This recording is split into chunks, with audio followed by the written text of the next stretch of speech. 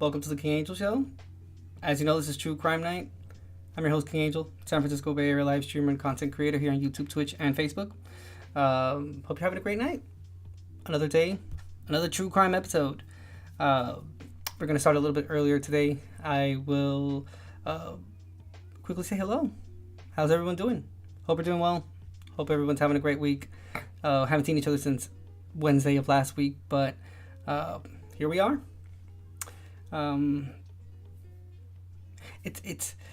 Yeah. I went through some of the cases, and some of them are a tad gut-wrenching. Yeah. Again, people are losing their goddamn minds. This is the situation we find ourselves in, but nonetheless, we're going to have some interesting true crime night, like we always do. Read through True Crime Daily. I love that website. It's man, they do such a great job with continuously updating the website with different cases and whatnot. So, shout out to them. Shout out to that great website. They actually won a Press Club award in 2021. So they must be doing something right if they're being recognized like that. So shout out to True Crime Daily. Shout out to you for being here. I really appreciate it. You know where to find me for this specific channel, True Crime. There's a TikTok that I'm close to almost going live, and that is pretty phenomenal because I'm going to be doing some exclusive TikTok live streams, probably like an hour or two, kind of doing the same thing. I'll probably try to see if I can find other websites I can have like a hair in my hair. I could feel like the one hair, and it's crazy. It's probably that little bit of gray hair I have. Dude, my skunk is... Look at that. Dude, that looks phenomenal. I want that whole gray streak in my hair. Listen, that's neither here nor there, but I mean, you are seeing me, so you be the judge. Let me know in chat what you think. If I should be as excited as I am for a chunk of gray, not the whole set of hair, but just like that one streak in the midst of all that black hair. Oh, love it. Coming a lot sooner than what I thought. I mean, I am gonna be 40, but I thought maybe those steps were gonna start its process, a little bit more towards 45 or something. But no, I think the current state of affairs, with all the stress that we as human beings live under all the time, and the fact that we live under the guise of death at all times, plus all the things that already happen in the world, climate change, all of the senseless violence that we read about. Dude, I mean, this alone should make you realize just how bad of... Not so much like a state, but just the current environment worldwide. Because it's not even something that's only happening here in the States. Obviously, I live here, and, a very big chunk of my audience lives here in the States. So, doesn't matter where you are, there's something going on in your corner of the States. But it's a worldwide problem. Nonetheless, True Crime Daily, they don't really talk about other cases outside of the U.S. like that. Hopefully, we'll find a website that they do, and we'll be able to read about things that happen in other countries and whatnot. But it's pretty sufficient with the shit that happens here. I mean, I fill up like 2.5 hours worth of an episode just reading through all these things. Obviously, we watch videos and whatnot, but I mean, if there's an opportunity to dig a little deeper into the case, we do that. But these cases are really, really hard to read sometimes, and the fact that they're so recent and it's so continuous, it happens all the time. It is a big country, so there's plenty of opportunities where there's groups of people, like towns and cities and shit, that these type of things can happen. So yeah, True Crime Daily. So, if you want to not have to hear me read through it, dude, check out the website on your own. It's really good. It's worth the website visit, and you get a whole bunch of information. And I think they have it, you can filter it so it only gives you information about certain states or a state that you're in or you want to know about particularly. We don't really do that. We just do whatever news that's on the homepage, and that's kind of what we read through. So that's what we're going to do tonight, and you already know that it's going to be interesting. It's going to be gut-wrenching. It's probably going to get you really pissed. I get pissed off every episode that we get, because every episode that I do of true crime, because, dude, human beings are just, like, awful. Damn. The depths of depravity that human beings get to. Crazy. You know where to find me, like I said before. YouTube. For the True Crime channel. Patreon members get access to all 3 segments, which are Random Topic Day, you get True Crime, and you get the Coffee, the News, and Us. Not all episodes, but the most interesting ones, because there are a lot of them. Haven't been able to do it recently because I have been working, like I mentioned last week. I started Monday of last week, and it's going pretty good. So far, so good. It's a really great stepping stone for something better. It's not, albeit it's a great place to work at, and people are really nice. I can't really complain about that. It's a very I'm not gonna say it's easy, because easy would just give it kind of like an impression that anyone can do it, but it's not very mind consuming, so it's more physical. So yeah, I enjoy it. I get to listen to music. I am listening to books now. Started listening the Parable of the Spare, I believe it is. That is it Spare? Hold on. By Octavia Butler. Let's see. Oops. I'm gonna give you a specific name. Pretty interesting. I'm still getting into audiobooks a little more. The Parable of the Sower. It's interesting. Obviously, if you read the book, I'm pretty sure that it'll have a better impression. Some things are kind of weird here and there, but overall, it's a good book. I'm actually anxious to listen to another one once I'm done with this one. I only have like an hour left, but with that and hearing music, dude, time flies pretty quickly. So it keeps me busy, and at the same time, I'm entertained. So yeah, but I'm consistently just thinking about being in front of a camera. So if that's any consolation to myself or you that's supporting me or viewing the show, I think about you guys all the time. If this could be something that I could do all day, every day, which I tried doing, I would have definitely done it, but it takes, I guess, a lot more than what I was giving for it to happen in that manner. But so be it, Some things you do, some things you can't. I'm just happy to be in front of a camera, and I'm happy to be able to spend some time with you guys. Hopefully I'll be able to add another day too. So we'll have 2 days of true crime. I do want to go back to doing my Coffee, the News, and Us at some point. I'll probably move that to like Friday and whatnot. I mentioned it last week, but with this whole work shit and whatnot, it's just been it's been hard to concentrate or have like the energy at the end of the day, because yeah, maybe it's not the most difficult job ever, but it still consumes energy and whatnot. And at the end of the day, I just get home, I cook for the next day, because I don't like eating out and shit like that. That's a whole different topic for another time. I'll definitely do a Coffee, the News, and Us about it, but just to lightly brush on it, there's data behind it, but I was able to prove it myself that eating out is way more expensive than cooking food at home. I love cooking. I love the food I make. So, whatever. Just make food for the next day. I'll take that first to work. Saves money. You don't have to go out to eat, so you're not wasting time having to go to a drive-through and whatnot.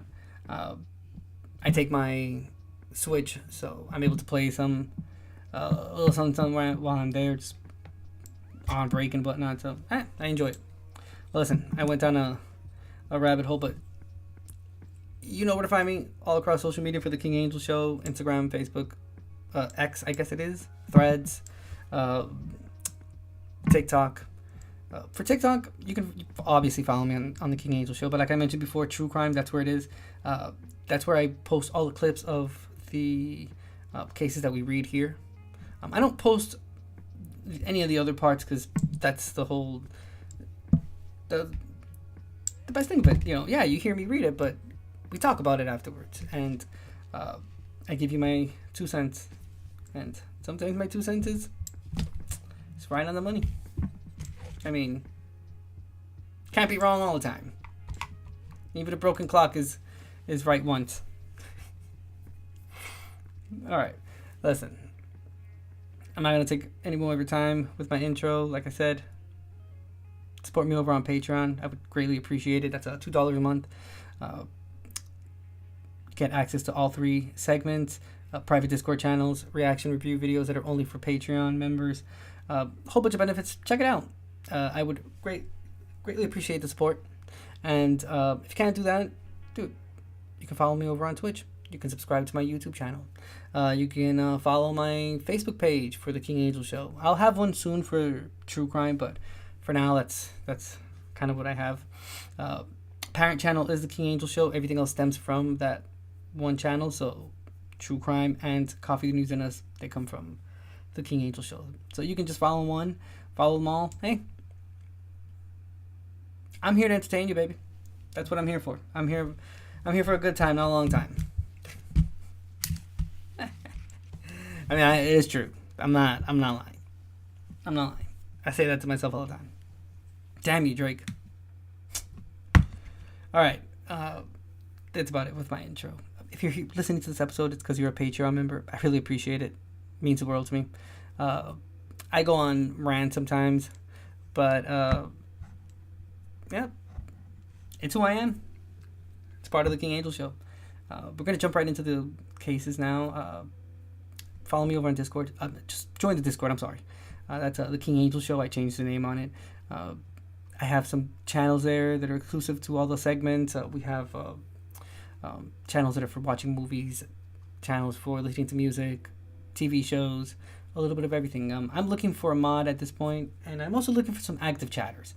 I mean, come on. I've seen the weirdest Discords have people talking in them. I mean, I can't get people to talk on my fucking Discord. They'll add themselves to it, but they won't talk. And it's not like they're restricted or anything, because I definitely checked all of the settings and whatnot. So I don't know what it is, but dude, if you're going to add yourself to the Discord, say hi. Let's chat. Let's have an argument. Let's have a debate, a conversation, something to talk about. We'll watch an interesting documentary. We'll chat about it. We'll debate each other. Obviously, with the utmost respect that we should have towards each other as human beings. Unfortunately, I've had to learn the hard way that there are people that don't give a shit. I'm not sure if it's like on purpose or if it's just people that live this life in a very nonchalant way, like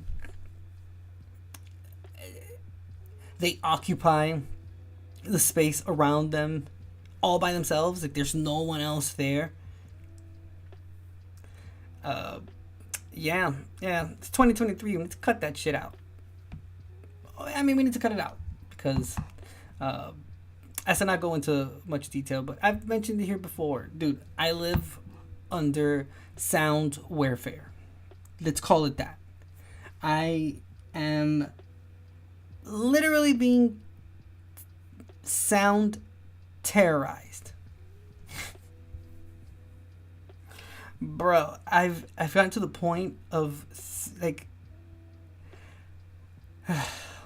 to keep it as a shit that I've thought about doing to myself to stop listening to the noise and the thumping. I've Freddy's Dead: The Final Nightmare. That's a Nightmare on Elm Street Part 6. Freddy kills one of the a dude that's deaf with a Q-tip.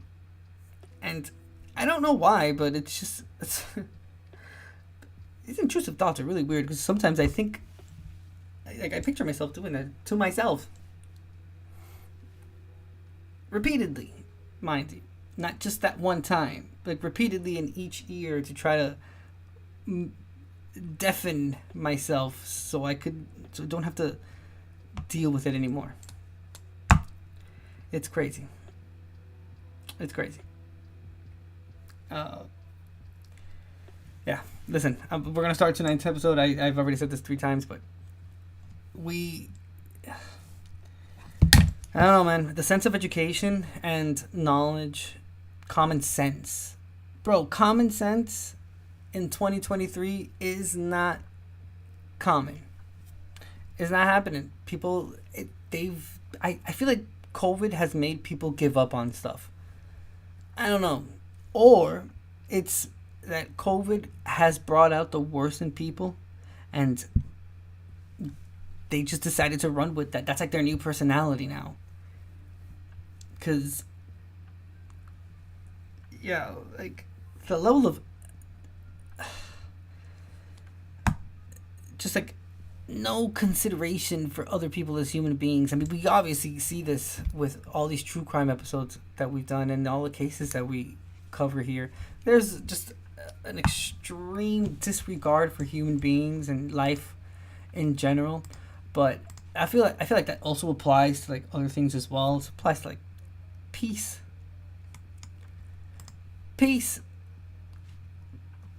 Before, peace used to have a value attached to it, so you would pay more money. That's why there were certain places that were more expensive because you were like you had peace from out of everything that could have happened.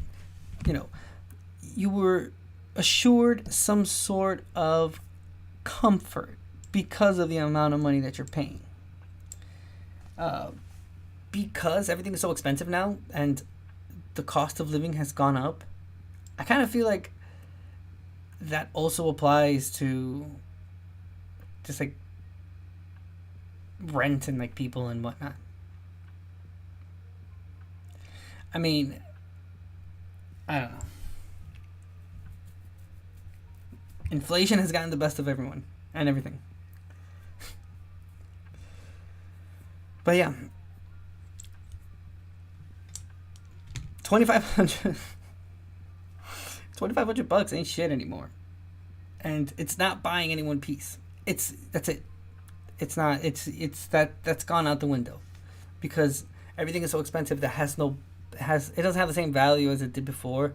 So right now, like 2,500 bucks is like a regular old apartment. So you kind of have to deal with everything that goes on around you because you're not paying for that luxury anymore. It's not a luxury. The luxury is now $5,000 for you to be able to live with some sort of peace. And I ain't got that money. I don't know what to fucking tell you. Dude, whatever, man. I'm just a little frustrated, that's all. That's how it goes. But nonetheless, we're going to have some interesting case readings tonight. I'm going to flip over to the other screen. Appreciate you being here. Thank you very much. Like I said, for my intros, I always go on little rants and whatnot, just talking and stuff. Just be considerate. You're not the only human being that lives in this world. If you were the only person living in the world, it'd probably be pretty boring. So why not make it fun and not make it difficult for other people? Especially if they're not making it difficult for you. I don't know. I'm just fucking saying. Alright, moving on to the solid screen. Bam. Starting our true crime episode tonight.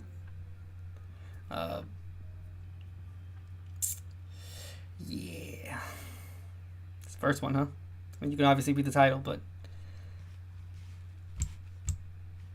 we're going to Kentucky for this first case tonight. The title says, Kentucky man charged with murder in toddler's death, accused of smothering another infant 3 years ago.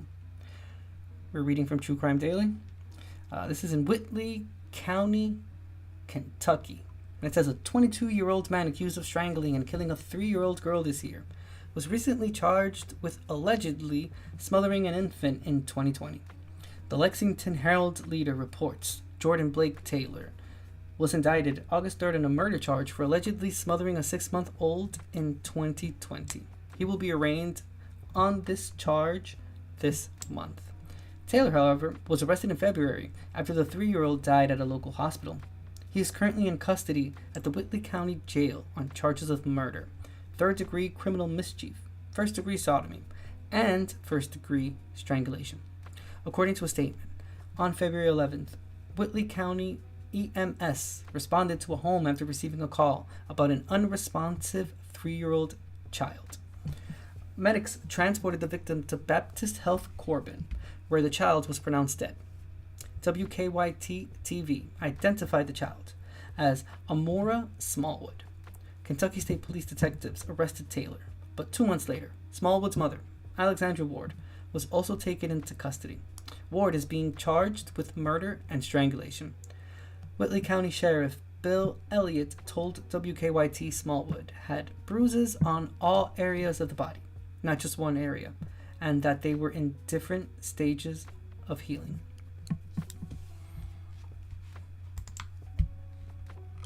Jeez. Okay, let's see if we can find the video.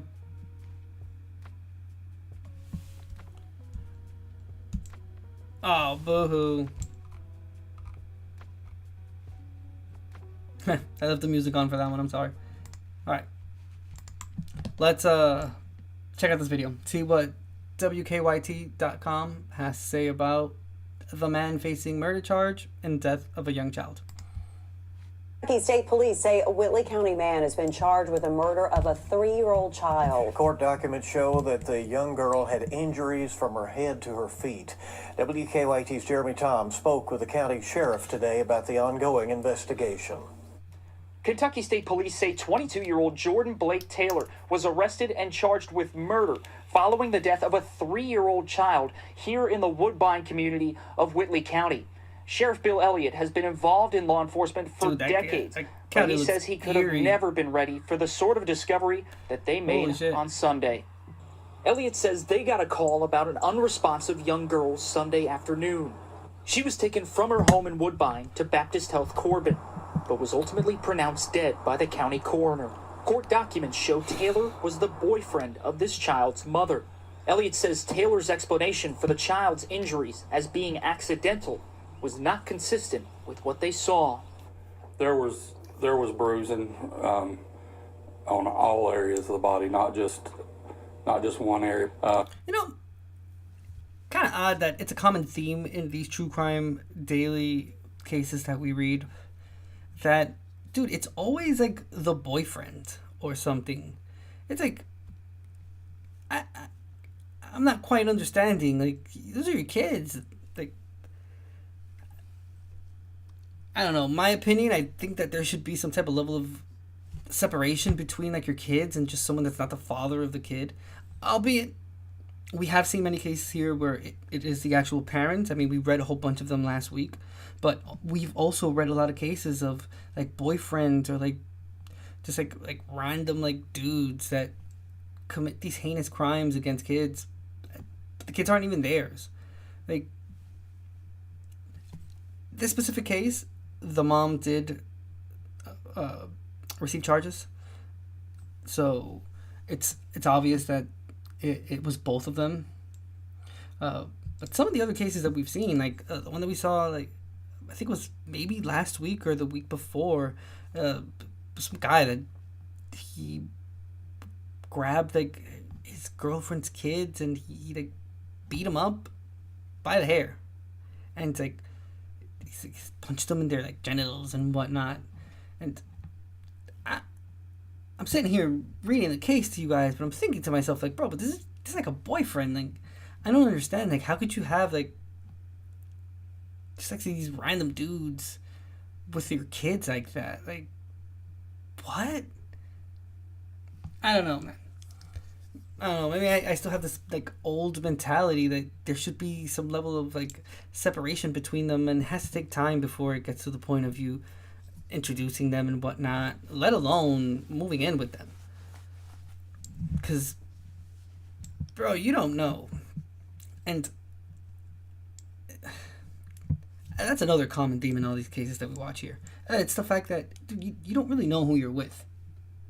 Hell, you don't even know your neighbors. Let alone some dude or a woman that you just met. Because we have seen cases of women that have done things to kids as well. Not their kids. Ranging from girlfriends to like babysitters and stuff. So it's there is no in between. Like it's regardless, again, of it being a man or a woman, they all do this, and I don't know, man. I don't know. And then it's like,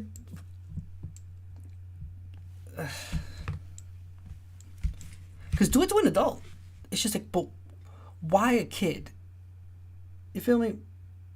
Because the child's not going to be able to defend themselves. So you do it to someone that is defenseless to the point where they won't be able to fight back. It's 3 years old. Like, what do you... Like, come on. But he won't do it to a man. Luckily, he's in jail. Well, you know, he's probably going to have to be forced into having to do something to defend himself against all those men, because I've mentioned it here before, and I'll mention it in each episode, especially with cases that we see like this. I've heard people making videos on TikTok. I've heard them talk about how they treat men that do things to kids, and yeah, if the justice system didn't do their job properly, but they end up in jail one way or another, dude, those inmates are gonna make sure that that guy faces some sort of repercussions for what he did. Yeah. And if it would have only been one person I heard online saying it on TikTok, but I've heard numerous people that have been previously incarcerated talking about that. And yeah, they don't get it very well in prison, and I'm happy about that. I hope it's the worst of the worst, but nonetheless, it's still it's horrible, the fact that they target children. Like, bro, you're such a piece of shit. You won't even do it to someone your own size. Like, you won't even do it to an adult.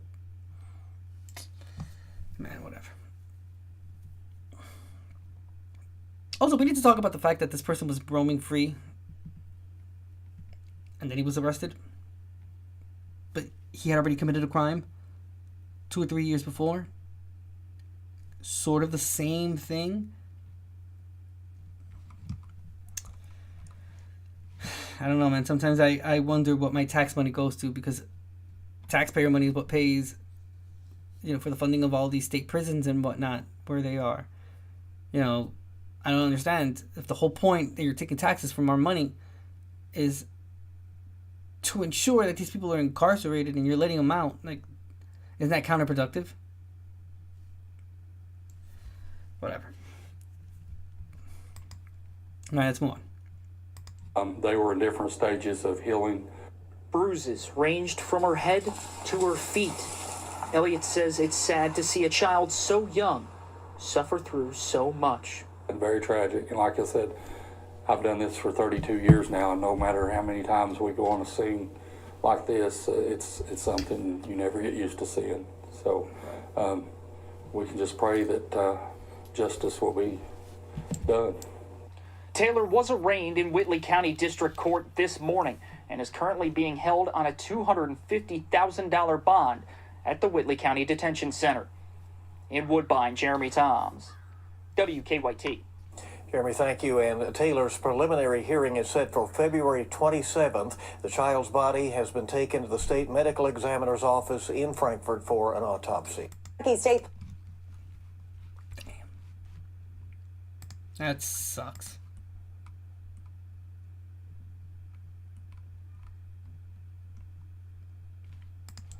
Okay, this was the report from April 17th, 2023.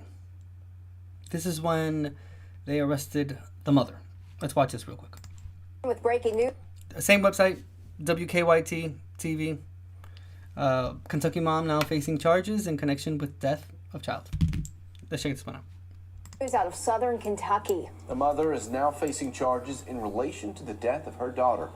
Amora Smallwood died earlier this year in Whitley County. Police initially charged the mother's boyfriend, Jordan Taylor. But as WKYT's Phil Pendleton explains, the prosecutor says the mother is to blame too.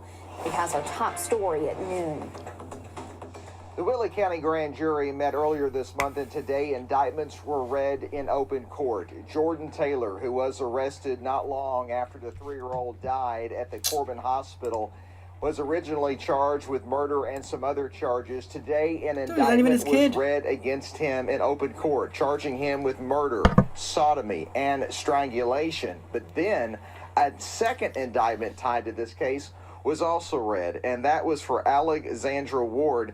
She is facing complicity to commit strangulation and complicity to commit murder charges. She, along with other friends and family, some wearing t-shirts that said "Justice for Daddy's Princess," showed clear shock and surprise when a deputy sheriff took the 20-year-old out of the courtroom in handcuffs and then took her across the street to the sheriff's office for processing. In Kentucky, you have an affirmative legal duty as a parent to protect your children and keep them from harm. In addition to being a moral duty, it's a legal obligation. And parents that fail to protect their children from suffering consequences like this are liable for the crime as if they committed it themselves. Commonwealth's attorney Ronnie Bowling tells me that he has never seen a child abuse case quite like this, talking about the very, very severe injuries that Amora Smallwood received, stating that the grand jury clearly returned the right indictments in this case. We're going to have a lot more on this later today, but for now in Whitley County, Phil Pendleton, WKYT. And Kentucky State Police are still investigating that case. They are working with the Whitley County Sheriff's Office. Why was he out, though? Like, that's the thing. That's what bothers me. Why was he out? Why? Ugh, man, it sucks. All right. We'll move on to the next one. Okay, we're going to Minnesota now. Title says, Minnesota mom pleads guilty to fatally stabbing infant and leaving body in the trash. Posted August 8th, 2023, and we're reading from True Crime Daily. This is in St. Cloud, Minnesota. Wait, hold on. It's Minnesota or Minneapolis? Oh, wait, I think it's Minneapolis. My bad. No, it is Minnesota. Yeah, my bad.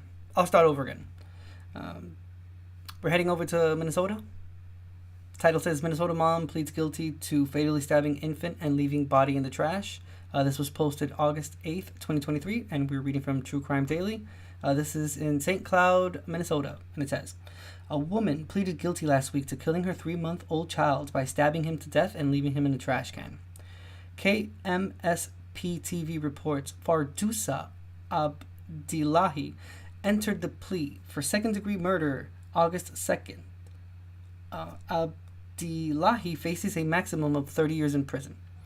On November 28th, 2021, St. Cloud Police Department officers were called to the 2900 block of Main Prairie Road to conduct a welfare check, and when they arrived, they found a deceased 3-year-old. Officers subsequently arrested Abdillahi on a charge of second-degree murder, but court records show it was amended to the higher charge of first-degree murder. According to the criminal complaint, on the day of the welfare check, an adult male called 911 and reported a baby was missing, and the mother was stating that she had thrown the baby in the dumpster. Witnesses said Abdillahi was crying and talking about leaving her child in the dumpster, so they searched for the child but could not find him. The male, who called police and other witnesses, became unsure at the time if the defendant was being truthful, so they contacted police. Police went into Abdillahi's home and saw evidence that a child lived there but could not locate the 3-month-old. When they asked Abdillahi where he was, she said her son was in the dumpster behind the building. Abdillahi admitted she stabbed her son to death and wrapped his body in a garbage bag. Officers eventually found the child and arrested her. The criminal complaint says Abdillahi experienced headaches and feelings of worry and fear following her son's birth, which was escalated by the fact that the child's father was denying the child was his. Abdullahi slit her son's throat and put him in the trash bag with some of his baby clothes. 5 minutes later, she left him in the dumpster. She reportedly called her mother following the incident and confessed to killing him. An autopsy report showed the infant died from sharp force injuries to his neck.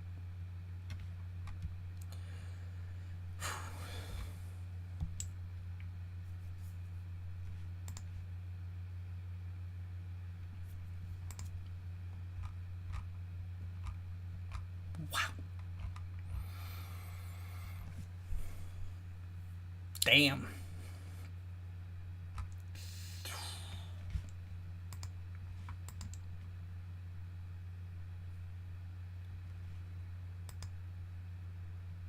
Interesting. Okay, so I think this happened in 2021, and she pleaded guilty August 2nd. So yeah, that's a kind of what we just saw there. Wow. Yeah, that's insane. Okay, so this is the city of St. Cloud, Minnesota, their media release. Date is November 28th, 2021. On November 28th, 2021, officers were dispatched to the 2900 block of Main Prairie Road to conduct a welfare check on a female and her child. During the welfare check, officers discovered a deceased 3-month-old child. The child has been transported to the Midwest Medical Examiner's Office. Abdullahi was transported to the Stearns County Jail to be held on charges related to second-degree murder. Okay, this one says that there's no additional information. Wow. Like I said, I mean, maybe it was like she was experiencing like a really, really severe case of like postpartum depression or something. They mention here that she was experiencing headaches and feelings of worry following her son's birth. I mean, I'm it's just things I've read about it. I'm not, by all means, no expert at all. I'm just, maybe that could be part of it. Maybe she had some mental related issues beforehand, and it just became a lot more pronounced when the child was born. It's a lot of things, but wow. And it's crazy.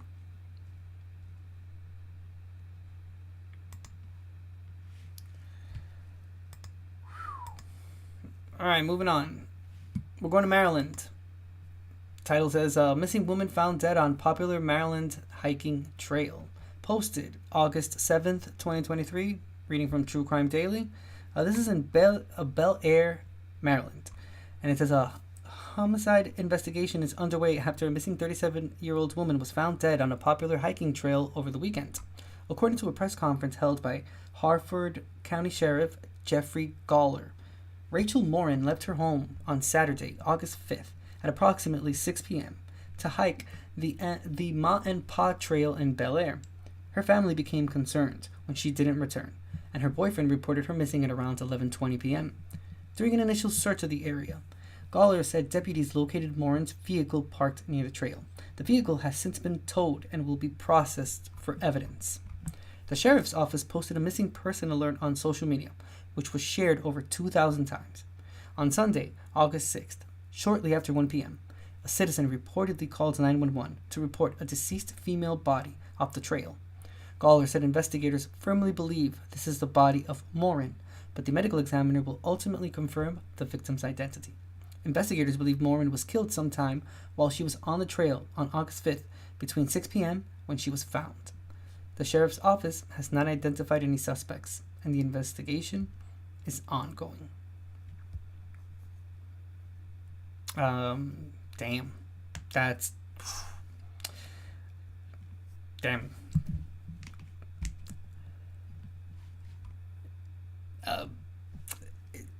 Something like this happened in a a hiking trail here in California, here in Northern California, as well, and it took a very long time for the case to be resolved.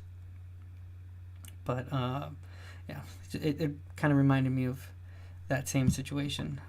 Hopefully, this is just like a one-off thing, and it's not something continuous that could fall into the category of a serial killer, because that sucks. I mean, in and of itself, the situation sucks and should not have happened to this person. But again, if it's some sort of like serial killer wannabe or something, damn.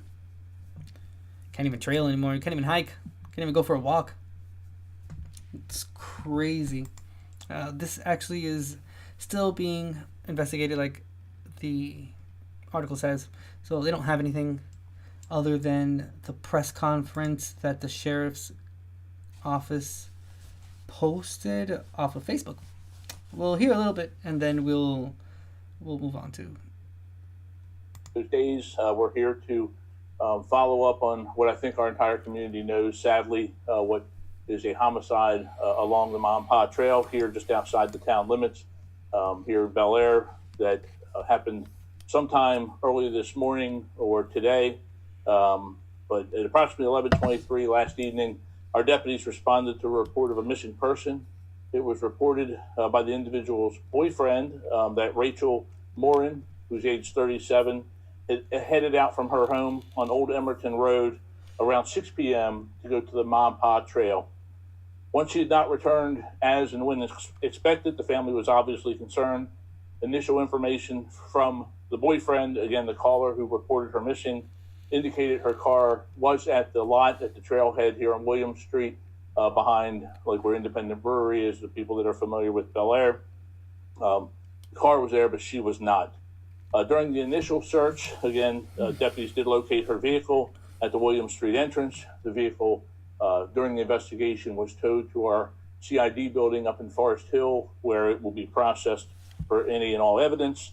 At that time, last evening, an extensive search of the trail and surrounding area followed.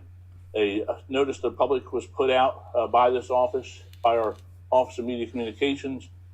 That has had over 11,000 shares, and I'm going to touch on it a little here, but always thankful to our citizens here in Harford County who assist us in solving so many crimes by sharing information as good as. That's more the good side of social media. The bad side is there's also been a lot of false or early information shared that we don't want to see. We don't see false news out there. We also don't want to see information getting out before family members are informed that it could jeopardize the case. So we always, along with thanking the public, ask the public be careful in what they share in their comments to make sure it's factual and based on information that we have put out here from the Sheriff's Office. While it was all of our hope, certainly mine and everyone standing up here with me and the men and women of our office and all of our citizens, that Rachel would be found safe, at about 1:07 p.m., a citizen called 911 to report a female's body had been located off the trail. At that time, it was obvious that this person was deceased. The investigation went from a missing person investigation to a homicide investigation. While we firmly believe this is the body of Rachel Morin, that final determination, that final say belongs with the medical examiner, and that has not happened yet. And that's one of the things that's being shared out there on social media, that in fact it's factual, which I will admit here standing at the podium that that's the way this is going to go. But again, we have to let the process do what it's supposed to do. We understand this homicide causes a lot of concern for us, or our partners in the allied law enforcement agencies, and the safety of our citizens. The trail is one of our major Parks and Recs assets that runs through a lot of parts of the different through Harford County, and we understand that this is going to cause a lot of concern. The trail, the crime scene down there has been processed. The trail will be reopened. It was closed during crime scene processing, but trail's always been, we've had minor incidents, but it's always known to be a pretty safe place. But with that in mind, and with this incident in mind, the trail is going to reopen. We ask everyone to use good judgment on the trail, and not just on the trail, but in everyday life. But always be aware of your surroundings. I can tell you my house backs to a portion of the Mom Pa Trail, and I often, when I was out there more often, I would pass people with headsets or something, and they don't know you're there until you're upon them. The earbuds, the stuff like that, it's great, helps you exercise, but it can also keep you from being aware of your surroundings. Don't set yourself a predictable routine where you can be relied upon to be at a certain time, a certain spot routinely. Kind of mix it up a little bit, and if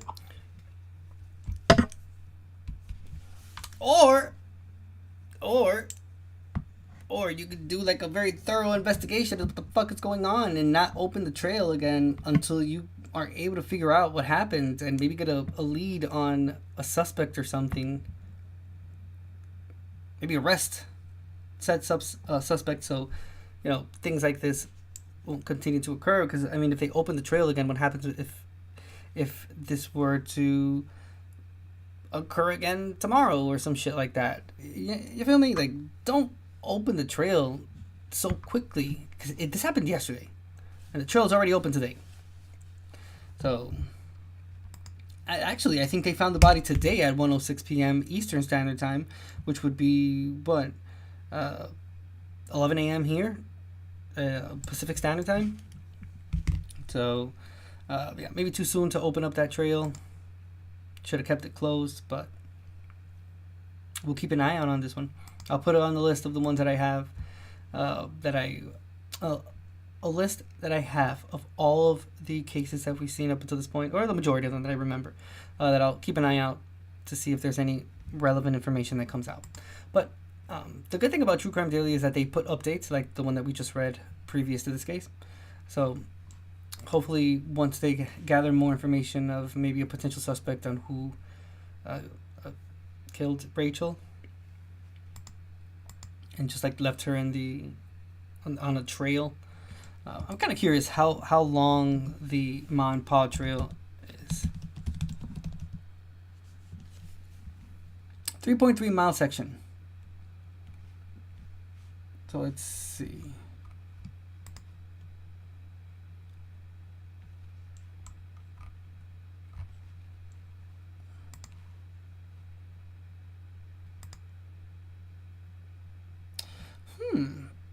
I wonder if this is where they filmed. Let me see. Hold on.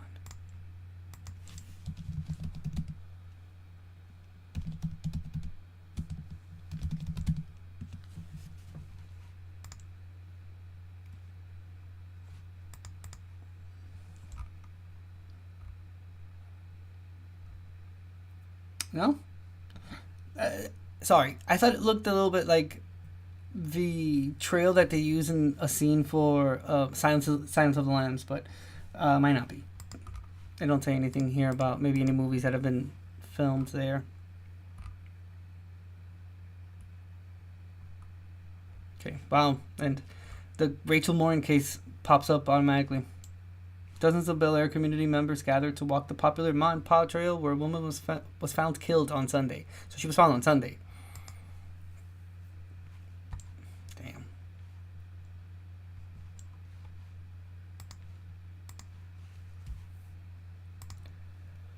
All right. We're going to Memphis. Title says, Memphis man arrested based on print from severed finger left behind at robbery site 17 years ago. We're reading from True Crime Daily. This was posted August 4th, 2023. It's in Memphis, and it says, a 45-year-old man whose finger was severed while he allegedly robbed a home in 2006 was caught and arrested last week. Shelby County jail records show Terrence Stewart was booked on 4 counts of aggravated robbery and 3 counts of attempted aggravated robbery relating to an incident in November 2006. According to court records cited by WREG-TV, on November 4th, 2006, Stewart and another man allegedly broke into a home in Fox Meadows, where 8 people were sleeping. They reportedly demanded money from the people inside and fired their guns. WREG reports the suspects stole wallets from 4 of the 8 men, while another was knocked unconscious after getting pistol whipped. The pistol whipped man, however, reportedly woke up, grabbed a long saber-type sword, and sliced off one of Stewart's fingers. When Memphis police arrived at the scene, they found the finger and entered it into a fingerprint database, which is how they identified Stewart as a suspect. WREG reports police issued a warrant for his arrest, but it was not clear why it took nearly 17 years to take him into custody. Stewart was released from jail after posting $200,000 bond on July 28th. Finger came right off. Slice. Damn, 17 years later, dude, my man was walking around fingerless, thinking to himself, like, damn, I hope this doesn't come back to haunt me. And sure enough, came right back to finger him up the ass. Damn. That sucks, bro. And it's true, like, the police, they took 17 years, even having the evidence. And they just never arrested him. I don't know, man. 17 years of wandering around fingerless. You start thinking to yourself, like, hey, you know what? I actually got away with it. Terrence at one point thought, man, life is good. This is what's up. Little did he know that he was going to get arrested 17 years later, when he least expected it. A popo came out of nowhere. Under arrest. We have evidence. It's like, please don't tell me you have evidence. It's like, yep. Got your finger. Going to jail, bro. Alright. We talked about this case 2 weeks ago. Probably 3 weeks ago. The Gilgo Beach murders. I started one of the true crime episodes with this case, and then we started reading other ones. But this one specifically, title says, Gilgo Beach homicide victim found in 1996 is positively identified. True Crime Daily posted August 4th, 2023. This is from Suffolk County, New York, and it says, officials positively identified a woman who was found dead in 1996 in Gilgo Beach, the same location where several other women were killed in the early 2000s. According to NBC News, Suffolk County District Attorney Raymond Tierney spoke at a news conference Friday, August 4th, and said the woman, known as Fire Island Jane Doe and Jane Doe 7, has been identified as 34-year-old Karen Vergata. Some of her dismembered remains were discovered near Fire Island in April 1996, and in April 2011, officials found her skull. NBC News reports the FBI presumptively identified Jane Doe 7 as Vergata in July 2022 and confirmed the identity in October. The Suffolk County Sheriff's Office worked with Othram to help identify Fire Island Jane Doe by extracting DNA from evidence and using forensic-grade genome sequencing, which helped create a comprehensive genealogical profile. Othram provided the FBI with the DNA profile, and special agents performed the necessary work to generate investigative leads. The New York Times reports Tierney said at the press conference Vergata was last seen alive February 14th, 1996, but no one reported her missing. She was last known to be living in Midtown Manhattan. Vergata reportedly worked as an escort like some of the other victims of the Gilgo Beach killings. On July 14th, Suffolk County police detectives announced they arrested 59-year-old Rex Heuermann at his office in Manhattan on suspicion of murder. So far, he has been charged with 3 counts of murder for the deaths of 24-year-old Melissa Bartholomew, 22-year-old Megan Waterman, and 27-year-old Amber Lynn Costello. NBC News reports he is the main suspect in Maureen Brainerd Barnes' death as well, but he has not been formally charged. The same applies to Vergata's case. Tierney said regarding Vergata's death, there are no charges at the time. We're going to continue this particular case as we did the Gilgo 4 investigation. Those victims became known as the Gilgo Beach 4. Suffolk County Police said all 4 worked as escorts who advertised their services on Craigslist. They disappeared between July 2007 and September 2010. According to the New York Times, investigators have been sifting through Heuermann's home since his arrest and discovered a trove of weapons, including almost 300 firearms in a basement with a large vault. Heuermann has pleaded not guilty to the charges against him. All right, check out this NBC News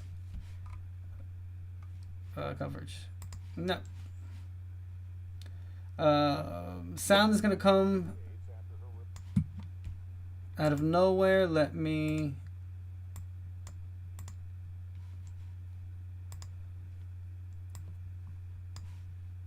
There's breaking news this evening involving the Gilgo Beach killings on Long Island. An 8th victim has been identified decades after her remains were found, but no link at this point to the suspect in 3 of the murders. Here's Stephanie Goss.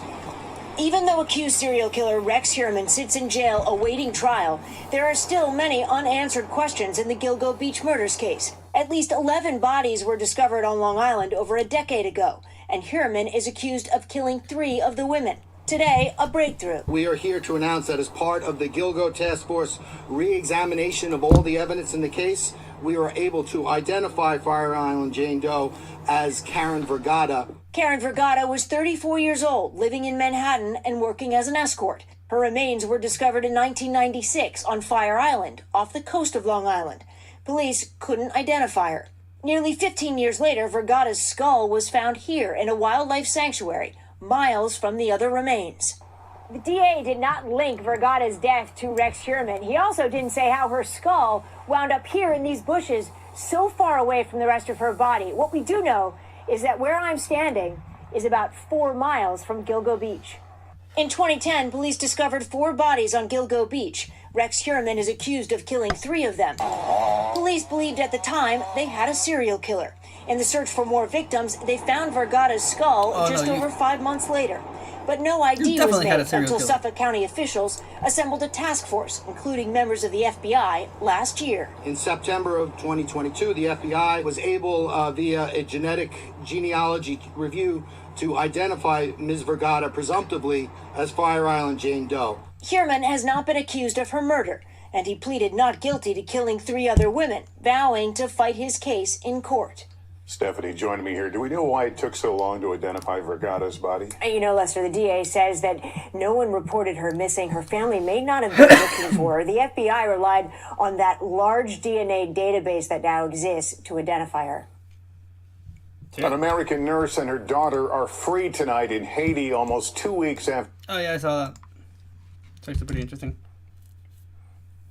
Is there anything else? This is all, like, just information that we've already gone through in regards to the Gilgo Beach case. But I'm glad that they were actually able to put a name to one of the... Well, we have names of the 4 victims, the 4 initial victims, but there's a 5th one now. So, I'm sorry. Yeah, there's a 5th one now. Because it was originally 4. But, damn. It's closure for the family somehow. You know, this was in 1996. It's like 27 years ago. You know, it's an open wound that is just there, dormant, and you live life and things just happen, and it rains and it pours and it shines, and life just keeps going on and on and on. But you always have that, like, right in the back of your head, you know, just festering there all the time, and it just comes out of nowhere, and the sudden grief and whatnot. But, you know, maybe with this, the family will be able to have a little bit more, at least some sort of like comfort and whatnot, not having that case of, you know, what happened to their loved one just be up in the air like that. At the very least, we would wish that things like this would not happen, period. But the fact that it did happen, and, you know, at least, you know, there's a name now for the person that no one had any idea. I mean, they called her Fire Island Jane Doe for 27 years. So, I'm glad that happened. The revealing of the name, being able to discover that and whatnot. Not the actual situation, because, again, that sucks. Okay.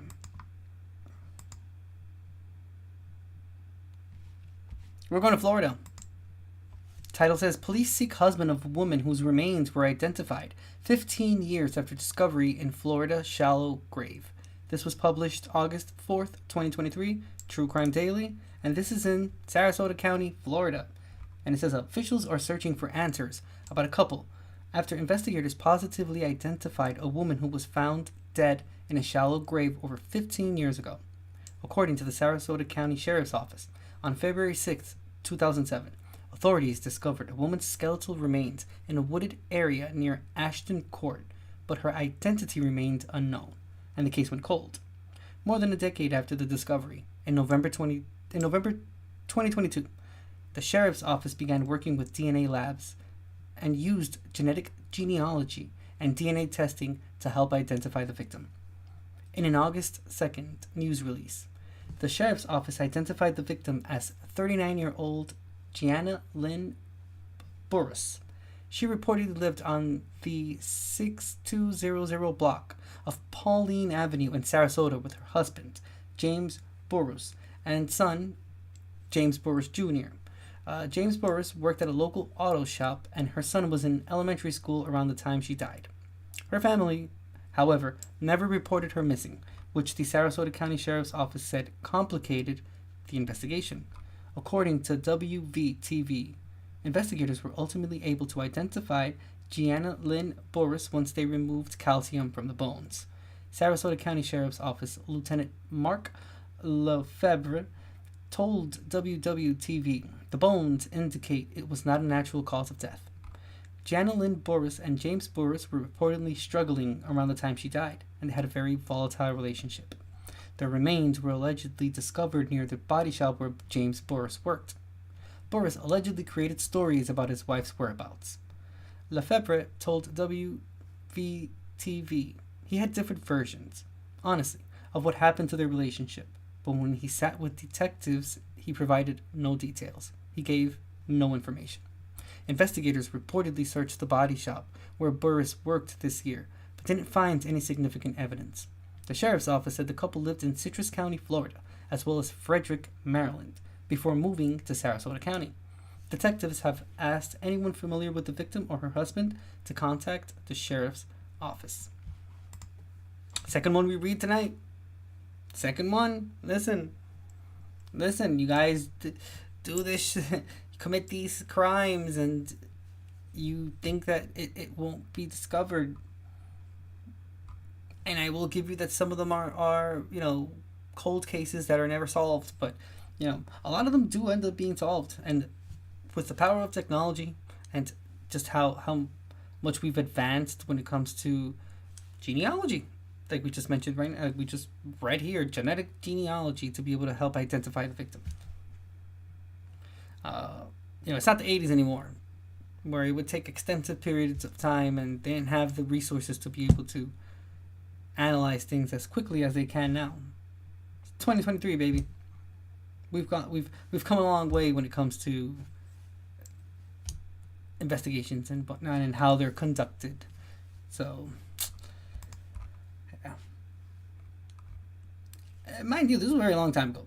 This was in 2007. Another case of someone that thought that they were going to ride that wave of luck for the rest of their lives, and just he probably lived life thinking that he did it and he was never going to get caught. And boy, was he wrong. Yes, he was. Alrighty, let's see what Fox13News.com has to say. Because the title says Sarasota cold case. Husband named person of interest after wife's skeletal remains identified 16 years later. So let's see what they say.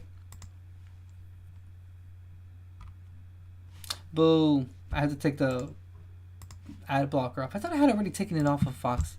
Sometimes True Crime Daily uses Fox News, but I think it's because this is the one from Sarasota, and oh no, this is Tampa Bay Fox News. I don't understand why. How many of these am I supposed to take the ad blocker off of? I don't get it. I thought maybe if I did it to like one or two, it would work like with all the other ones, but I have to individually take it off of each one, which is fine, I guess, to a certain point. If not, they start auto playing and shit. But yeah, whatever. I don't want to go down that rabbit hole. But here's a picture of them. Damn. Guessing this is where they found her remains. Yeah. Crime scene tape surrounded the wooded area off of Ashton Court back in 2007.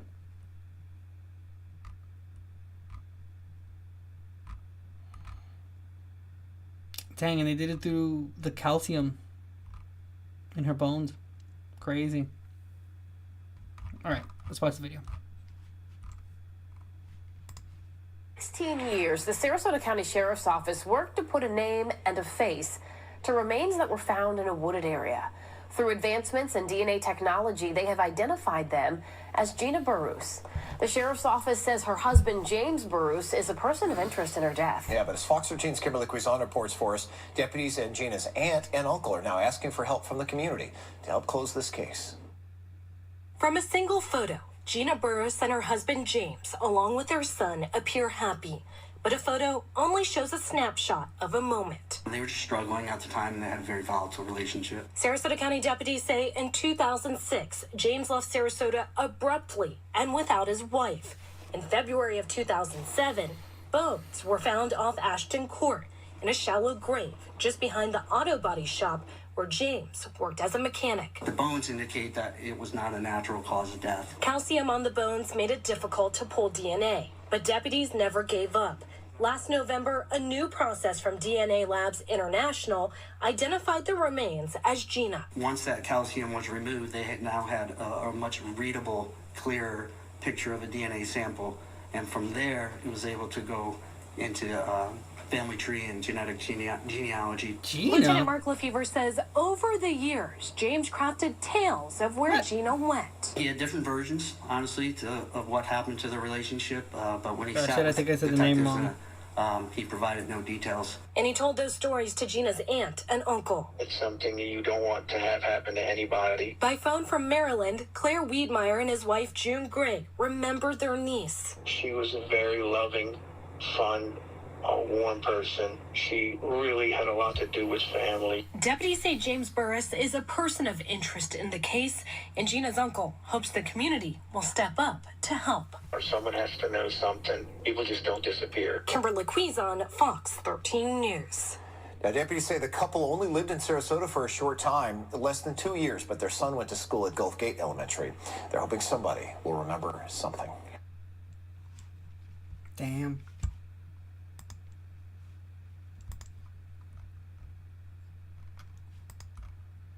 It's hard to get information too, given that the case happened such a long time ago. It was 2007. Like, who knows if like those people are even willing to talk, if they would have had like information that would help the case. But very sad, very sad. I definitely butchered her name, but I didn't think that her name was Gina, because it's Jeana, so it's not Gianna, it is Gina. But I'm used to seeing it Gina, so I don't know, my bad. I didn't mean to butcher her name like that. Okay, I think we went through all the ones on the header. Cool. Move on to our next case. We are going to Missouri. Title says, potential witness in case of man who allegedly chained held woman captive is found dead in barrel. We're reading off of True Crime Daily. This was posted August 9th, 2023. We are in Clay County, Missouri. And it says a missing woman who was considered a potential witness in the case against a man who allegedly held a woman captive and raped her multiple times was found dead in a barrel last week. Timothy Haslett was arrested in October after a woman called police to report she had been kidnapped and sexually assaulted in a basement, where he allegedly handcuffed her hands and feet and made her wear a shock collar. The victim, who was referred to as TJ in the indictment, managed to escape the basement and go to a neighbor's house, where someone called for help. The Clay County Sheriff's Office said Haslett was indicted in February on 9 charges, including 1 count of first-degree rape, 1 count of first-degree kidnapping, 4 counts of first-degree sodomy, and 2 counts of second-degree assault. Prosecutors also charged him with child endangerment because he left unsecured firearms in the open that were accessible to an 8-year-old child. On January 11th, the Clay County Sheriff's Office said they could not locate the potential witness, Janie Crossdale, and they wanted to find her because she had information about the investigation. According to KHSB TV, Crossdale and Haslett knew each other and previously had sex. On June 24th, 2 kayakers on the Missouri River contacted Missouri State Highway Patrol after they located a large barrel with human remains inside. The Clay County Prosecutor's Office confirmed the remains were positively identified July 30th as Crossdale's. Her cause and manner of death were not released. WDAF-TV reports the remains were in an advanced state of decomposition. Haslett is being held in the Johnson County Jail on $3 million bond.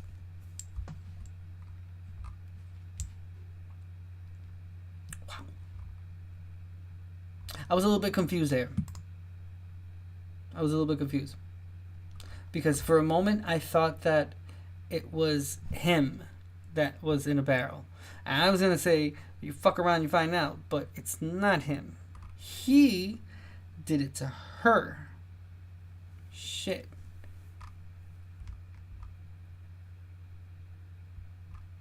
Damn.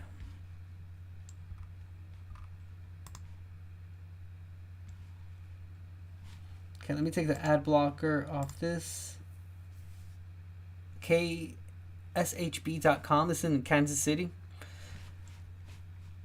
Refresh the page. Okay, so title says police reviewing whether evidence from Haslett home matches remains of missing woman. Meanwhile, back here at home, Excelsior Springs police are investigating the possibility that Timothy Haslett could be involved in the death of a woman. That woman's remains were found in the Missouri River in June. And those remains were confirmed to be that of Janie Crossdale. Police were trying to find her. They wanted to know if she had any information about the ongoing criminal case against Haslett, in which he's charged with assaulting and raping a young woman who escaped from his home. KSHB 41 investigator Sarah Blake has been digging into this all day for us. So, Sarah, tell us, what have you learned? Well, we all know that this is a case that everybody has a lot of questions on, and we do too. I talked to Excelsior Springs Police Chief Gregory Dull, who said Haslett could be a suspect in Crossdale's death, but they can't rule out other possible suspects. He also said Crossdale was found in a blue barrel. Kayakers saw that barrel just north of Grand Pass, Missouri. They opened the lid and they found her remains inside. Shit. So now you're looking at video of the days after Haslett was arrested on October 7th. Chief Dull said that they don't know if the barrel Crossdale was found in can be matched to any of the evidence pulled off the Haslett's property, but it's something they're looking into. Dull said he's pretty certain that Crossdale and Haslett were in contact in the past. To what extent, he could not go into further detail. And after the Clay County Prosecutor's Office found out about that positive identification of Crossdale's remains, the office filed a motion to increase Haslett's bond on his existing case.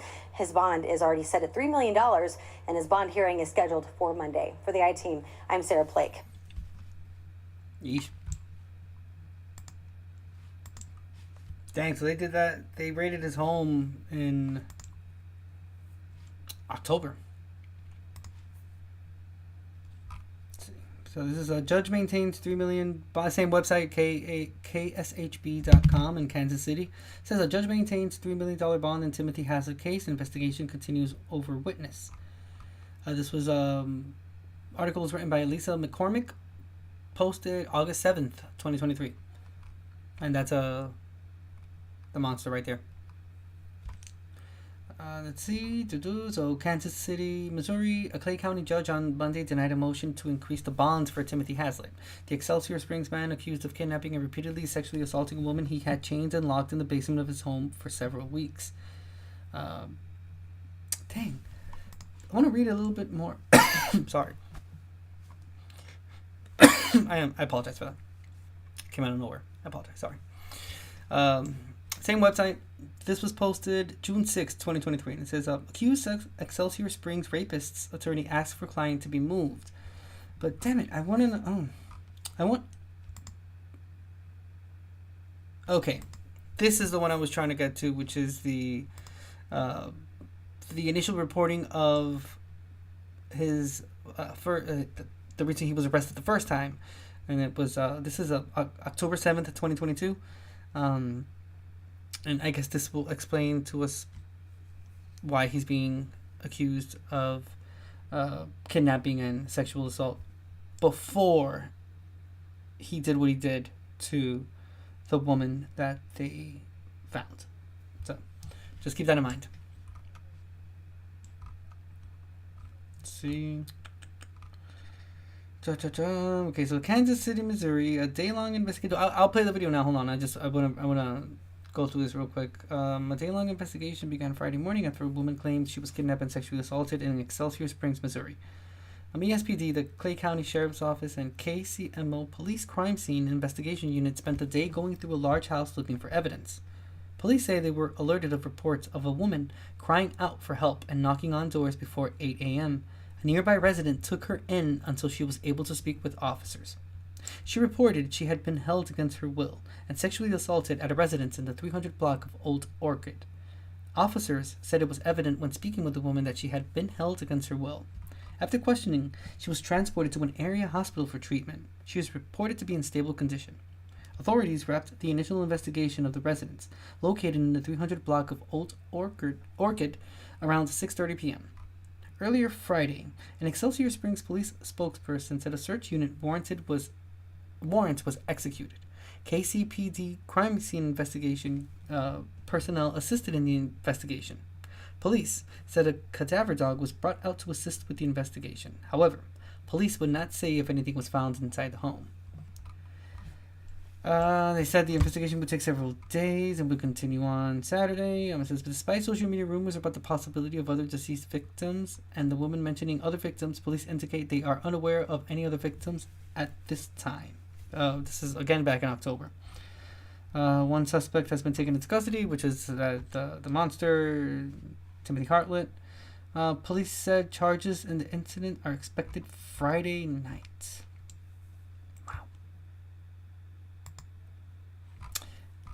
Did she... Okay, so she did survive, and she was reported to be in stable condition.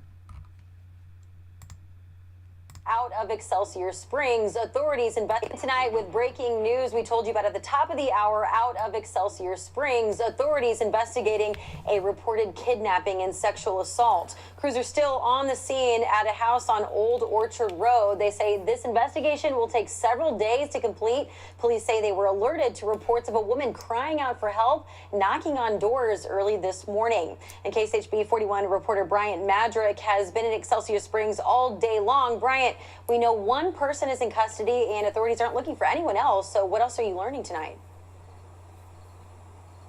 Yeah, so a lot of new information from police. Police talked with us just about 10 minutes ago. So first of all, the new update right now, they tell us that this home behind me here on Old Orchard Avenue will remain a crime scene for several days. It's going to be a long time while police continue to process everything here on this property. We also learned a cadaver dog was brought in and was searching the entire property. Right now, police here in Excelsior Springs getting help from Kansas City Police. We know the suspect is in custody, as you mentioned, and we learned that he rents this home. Meanwhile, the victim being treated in the hospital, and police tell us that she's from the metro.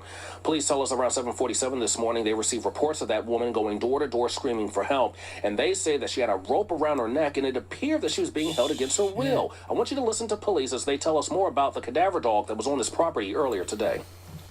So I can't provide what its findings were preliminary. They're going to give us an exact report is what they told us. And as soon as they give that to us, we expect that soon. So how soon, we don't know, but what we do know is that this crime scene will stay that way for a while. Once again, Old Orchard Avenue here in Excelsior Springs, around Don Shelton Boulevard. In this area, if you're familiar with it, will be blocked off for an extended period of time as police continue to investigate this property as well as this house. So a story that certainly has a lot of parts that still need to be examined. Reporting live in Excelsior Springs tonight, I'm Bryant Madrick, KSHB 41 News. Wow. It's been going on for quite some time.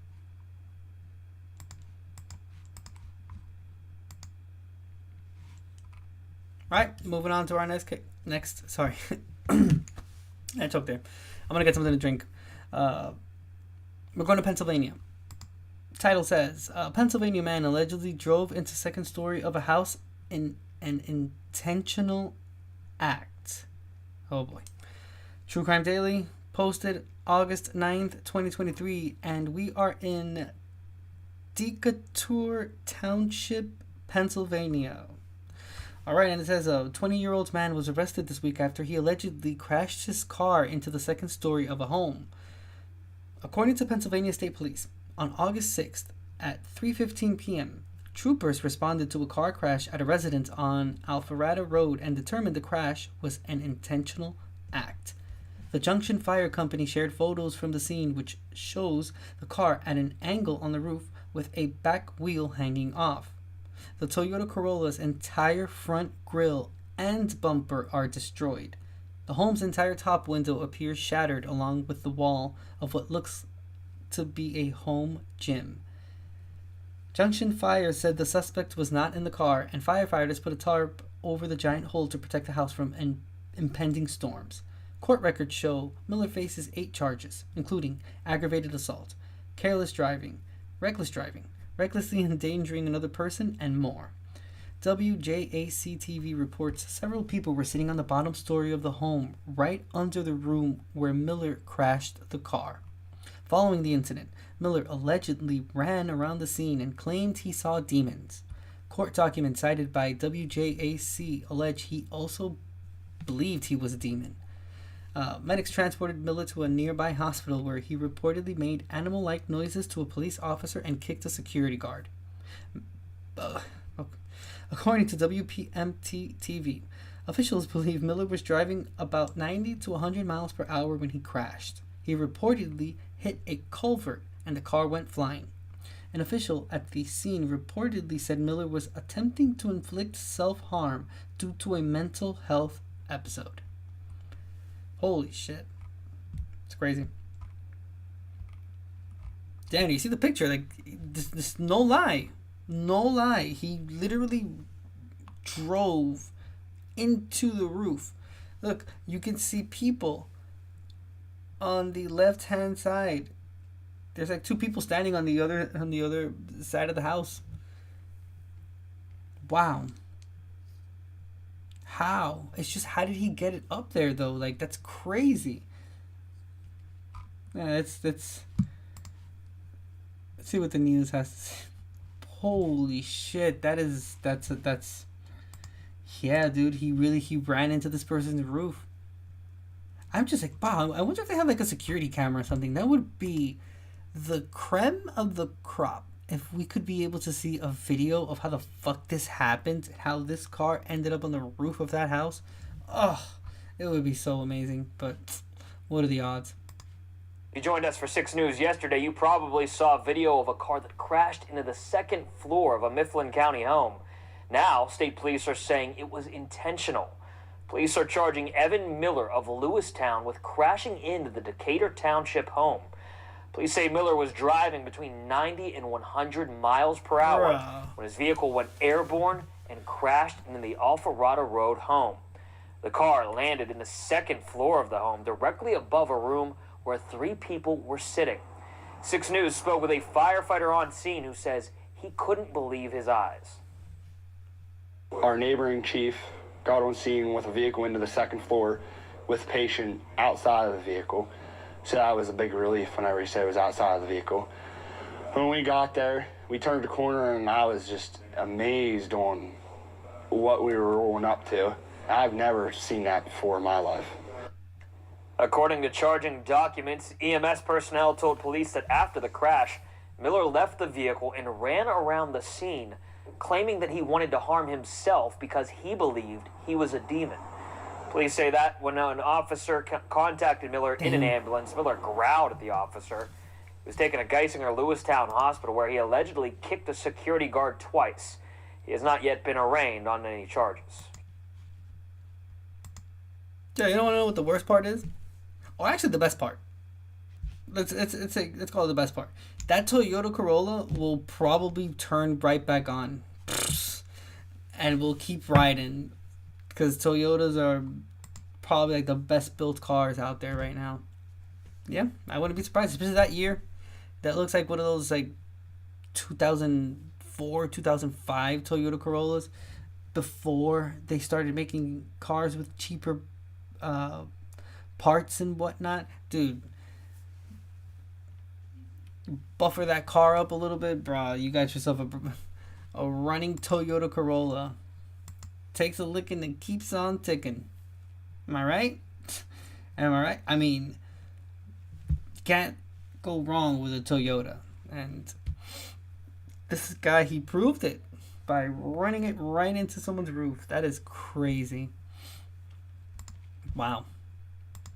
Well, good part is that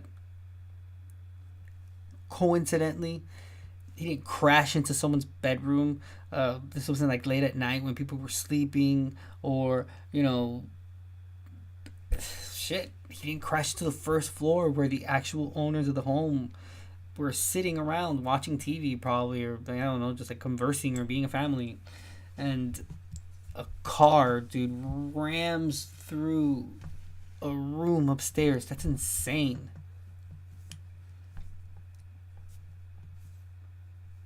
Because they're all okay. So it'd be a great icebreaker. Dude, if you're in the middle of a conversation or in a group and you guys run out of things to talk about, whoever owns this home or lives there could whip out their phone and just show pictures, and that would be a great topic of conversation. People would go down not a rabbit hole talking about this. And how could you not? Look at it. Bro, they ran a car through this person's roof. Damn. So not only they ran that car through it, now you have to pay. You have to wait until all this is done. You have to contract people to come and work on your roof. Dude, could you imagine that they had just spent a whole bunch of money redoing their roof only for this to happen? Man, that's crazy. But luckily there was no one there where the car crashed into, so everyone was safe, and you know, at least you have your life. That's the most important part. But once you're aware that you have your life and everything's good on that end, damn, dude. I don't even know how much it costs to fix a roof like that, and I can only imagine. All right, we're going to Philadelphia. Title says Philadelphia motorcycle gang member convicted of killing man and leaving his body in crypt. TrueCrimeDaily.com. This was published August 9th, 2023. Philadelphia. And it says a jury convicted a 51-year-old motorcycle gang member this week of killing a 33-year-old several years ago and leaving his body in a crypt. In a statement, the Philadelphia District Attorney's Office said Michael DeMauro was found guilty of first-degree murder, conspiracy, abuse of a corpse, and other firearms-related charges in connection with the death of David Rosillo Jr. He will be sentenced to life in prison without parole. The jury reached the verdict in 7 hours. Rosillo, who was last seen alive in December 2017, reportedly wanted to join the Warlocks, a motorcycle gang DeMauro belonged to. According to the District Attorney's Office, the two men met at Mount Moriah Cemetery in southwest Philadelphia with the assistance of a co-conspirator who served on the cemetery's nonprofit board. Then, DeMauro shot Rosillo multiple times, tied a rope around Brasilo's neck, and then dragged his body to a crypt using a vehicle before prying open the crypt and dropping the body inside. 2 witnesses reportedly corroborated the story. Brasilo's body was discovered in the crypt in August 2020 along with the remains of 36-year-old Keith Palumbo. Officials arrested DeMauro in September 2020, along with the co-conspirator Michael DeLuca, who pleaded guilty to killing Palumbo. 3 other people reportedly pleaded guilty to helping get rid of the bodies. District Attorney Larry Krasner said, "We are committed to bringing justice in cold cases like this. I believe that these convictions should send a message to any persons who think they can murder others and hide the evidence of their heinous crimes. We will solve these cases and we will bring you to justice." I feel like I was kind of like reading an article from a Sopranos episode. Like, wow. Crazy. Didn't really have a link to anything, so no video for us on that one. I feel like you should come here to California, and we'll go to San Diego. It says, a teen accused of killing homeless woman in San Diego allegedly said he was hobo hunting. True Crime Daily, published August 9th, 2023. San Diego, California. And it says, an 18-year-old and 19-year-old were arrested last week after they allegedly shot and killed a homeless woman with a pellet gun in May. According to San Diego Police Department, in the early morning hours of May 8th, officers from the department's neighborhood policing division found an unconscious female on the 3300 block of Sands Rock Road. They tried to wake her up, but she remained unresponsive. Paramedics arrived at the scene and were unable to determine why the woman was unresponsive. Medics transported her to a local hospital, where doctors determined the victim had been shot several times with a pellet gun, and her wounds were non-survivable. The victim, who police identified as 68-year-old Annette Purcell, died 3 days later, on May 11th. Officials from the hospital spoke with the San Diego Police Department, and detectives from the homicide unit began investigating. Detectives concluded Purcell was most likely homeless when she was killed. On July 31st, the medical examiner concluded Purcell's death was a homicide. According to police, detectives identified 2 suspects and arrested 19-year-old Ryan Hopkins and 18-year-old William Inez. San Diego County Jail records show Inez is charged with first-degree murder, possession of an assault weapon, and 2 counts of failure to steal a firearm, while Hopkins was booked on a charge of assault with a deadly weapon that is not a firearm. NBC San Diego reports Inez and Hopkins both pleaded not guilty. Hopkins allegedly drove Inez to the area where Inez allegedly shot Purcell. Inez reportedly sent a group text that said, "I'm going hobo hunting with a gun." Purcell suffered wounds to the head, torso, and leg. Investigators located an air rifle in Inez's home, according to NBC San Diego. Both men are being held without bail. Good. I hope they rot in there. Because it's bad enough that this woman had to deal with the fact that she was homeless. And on top of that, you have these literal assholes. There's just no other description for them. Like, literal buttholes. Sending each other group texts saying, I'm going hobo hunting with a gun. Jeez. Yeah, I hope they just stay in jail and they have no way to get out. That sucks.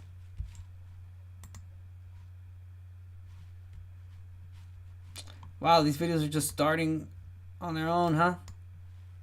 Not even giving a quick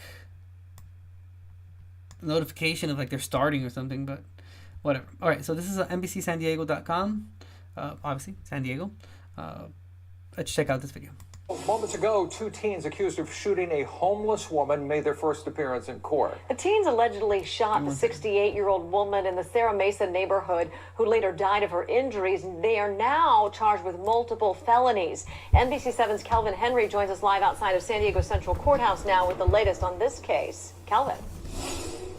And now, guys, the courtroom was packed as multiple people watched on as those defendants appeared in court. And now William Ennis is one of the defendants, and he's charged with multiple felonies, including first-degree murder. And now the other defendant, Hopkins, is charged with assault with a deadly weapon. And now many people I spoke with today in the Sarah Mesa neighborhood says this is simply a tragedy. She was a very sweet lady. She never did anything wrong. When I heard, I was shocked. Like, really? Annie?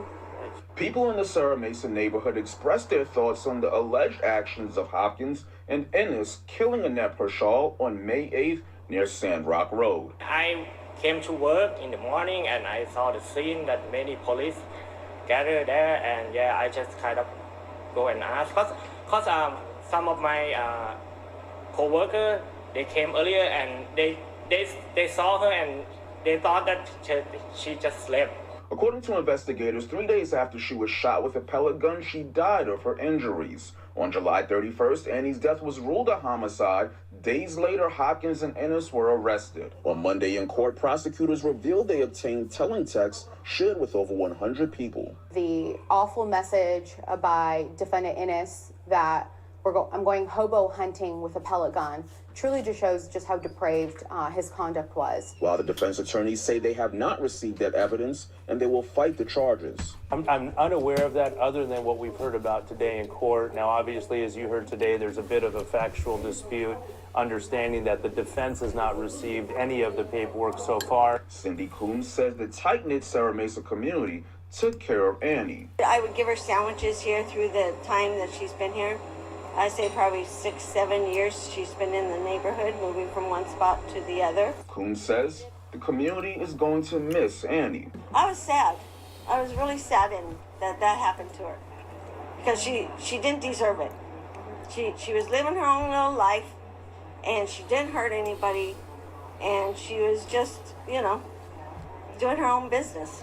And for somebody to take that from her, there's no reason for it.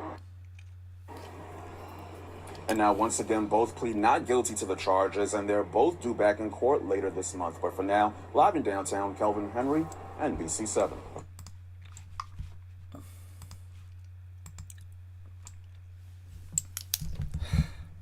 It really ticks me off. It ticks me off because there are a lot of people that are under the impression that homelessness could never happen to them. People are weird. Because why would you not think that you could not be homeless one day? That something like that couldn't happen to you. When there have been plenty of cases of people that have had plenty of... Look at MC Hammer. If I took it too back for you, fear not. Because I'm going to tell you who MC Hammer is for you youngsters. This fucking y'all feel like an old man saying this shit. But MC Hammer was a rapper dancer back in the 90s. Was making millions of dollars. Made horrible financial decisions. He was making millions of dollars. At one point, he was one of the top paid artists. And this was before streaming services. So it was all based on album sales, and it was all based on like tours and whatnot. And my man was balling with money. Dude, and what was it, like 2006, 2007, he had to sell all his homes because he had like huge like taxes that he needed to pay and whatnot. That's when he did that VH1 show. Anyone can fall from grace. You could be up on top today, and tomorrow you could literally have lost everything. I'm going to give you an example. Dude, how many people with money here in Northern California didn't have their houses burnt down? A lot of them couldn't get the full insurance money. A lot of them couldn't even get insurance money. Period. Some of them didn't even have insurance on their homes. And they had mansions like that and shit. It's all image as well. I mean, the point is, for people to treat other people that are going through things in life are not in the best situation. No one wants to be homeless. No one wants to be in that situation. Come on now. But society has not only deemed them inferior and like makes them basically into like quote unquote like the worst of like human beings. They get treated like shit, and on top of that, dude, you have to fucking be careful of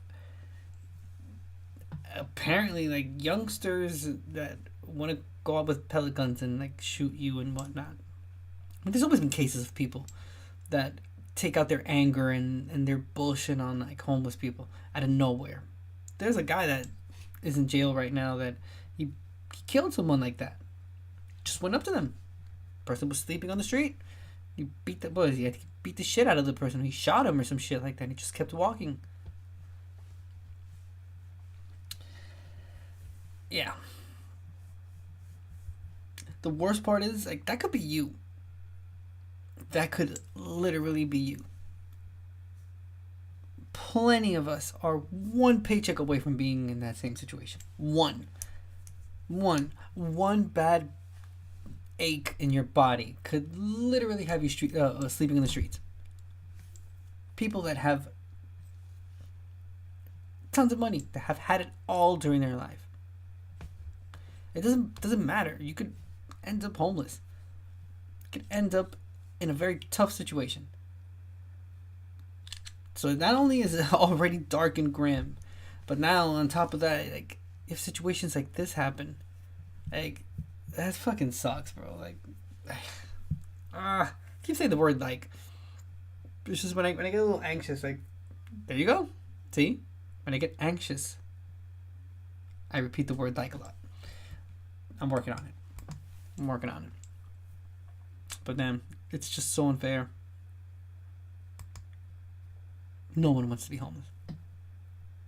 No one wants to be homeless. Like, I call myself there. I was about to say it, but I don't know. Again, human beings are weird.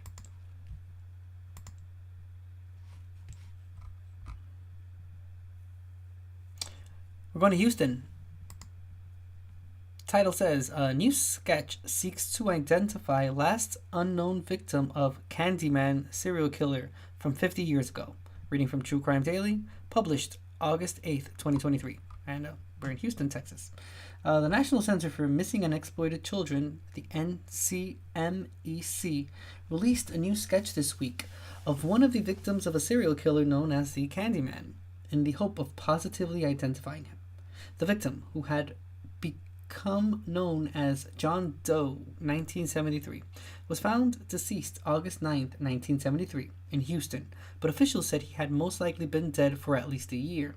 The victim was a white male, possibly with Hispanic admixture, with long brown hair. He was wearing a striped Catalina swim trunks and a khaki shirt with a red, white, and blue peace symbol on the back with a USA underneath it. The victim also had dark blue corduroy pants, a leather ankle bracelet, and brown leather cowboy boots. His estimated age is between 15 and 18 years old. According to the NCMEC, the victim had a spinal bifida, which could have affected the way he walked. John Doe, 1973, remains the last unidentified victim of the serial killer Dean Arnold Corll, who was known as the Candyman. Corll kidnapped and killed almost 30 young men in Houston between 1970 and 1973. These victims were known as the Lost Boys. Corll reportedly got the moniker because he worked at his mother's candy company and handed out free candy to the boys in the neighborhood, the NCMEC said in a blog post. On August 8th, 1973, Pasadena Police Department officers went to 2020 Lamar Street and found 17-year-old Elmer Wayne Henley next to Corll's dead body on the ground. Henley said he shot Corll in self-defense. Soon, Henley and another teen, 18-year-old David Brooks, showed police several places where they hid bodies of their victims, including in a storage shed, a reservoir, and a beach. Investigators located 28 bodies, but the NCMEC says the true death toll will most likely never be known. Henley and Brooks helped lure the victims to Coral's home under false promises of fun, and they would later kill the boys. Coral repeatedly paid Henley and Brooks $200 for each victim they brought to him. KHOU-TV reports the victims had been raped and tortured prior to the murders.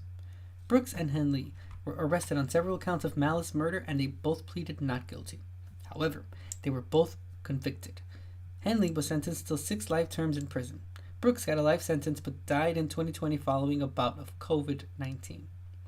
NCMEC Forensic Services Unit Supervisor Carol Schwitzer said, "We remain hopeful that this young man's family and friends are still looking for him. He may have siblings, cousins, classmates, neighbors, or friends who have always wondered what happened to him." She continued, "This young man's friends and classmates would be in their late 60s to early 70s, and we hope that this new imagery reaches them and helps bring in that one single lead needed to resolve this case." I hope so too. And I'm glad that he fell because of COVID. I am. I'm extremely glad. I'm not on the boat of people that don't like wish others horrible things. I 100%, especially if you deserve it like this. Oh, you deserve that shit. Man, too bad for you, bud. I'm interested though. Let's read a little bit more about this serial killer by the name of Dean Arnold Corll. See if maybe we can find a short video, non-copyrights about it.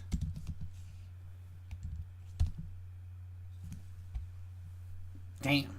Dude, look how crazy he looks in this picture.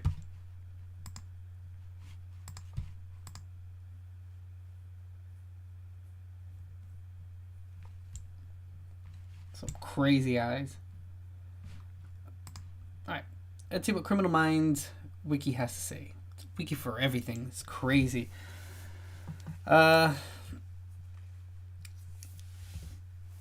Dean Corll. His last words were, "Kill me, Wayne. You won't do it."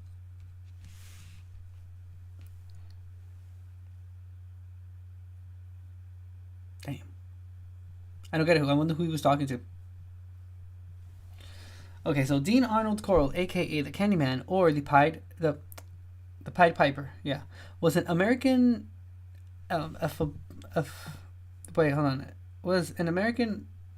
ephebophilic and hebephilic serial killer, serial rapist, and abductor who perpetrated the so-called Houston mass murders, which at the time of its discovery were considered the worst example of serial killings in the history of the United States. Most of Corll's victims were procured to him by 2 teenage accomplices, David Brooks and Elmer Wayne Henley, the latter of whom later became Corll's killer. Gotcha. That Corll died in 2020 when COVID hit. I'm confused. Hold on.